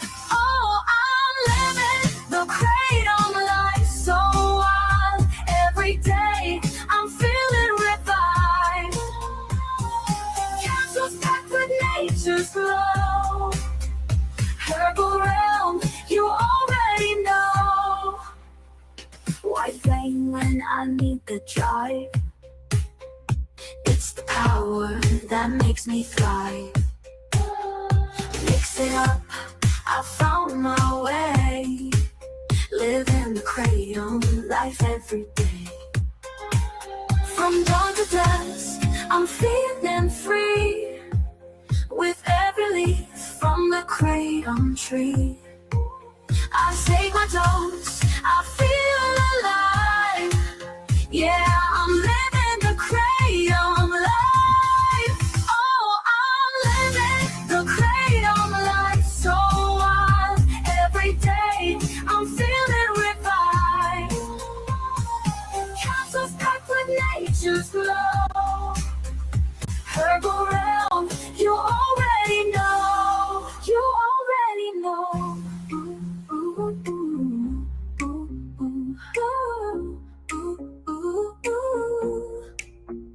When the day is long, I feel the strain.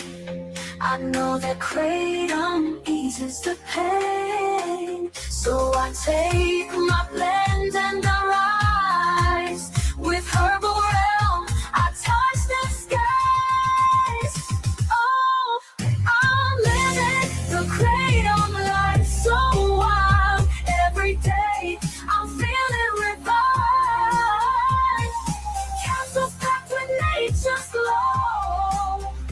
Herbal Realm, you already know. Yeah, I'm living the Kratom life. Ooh, ooh, ooh, ooh, ooh, ooh, ooh, ooh. When the day is long, I feel the strain.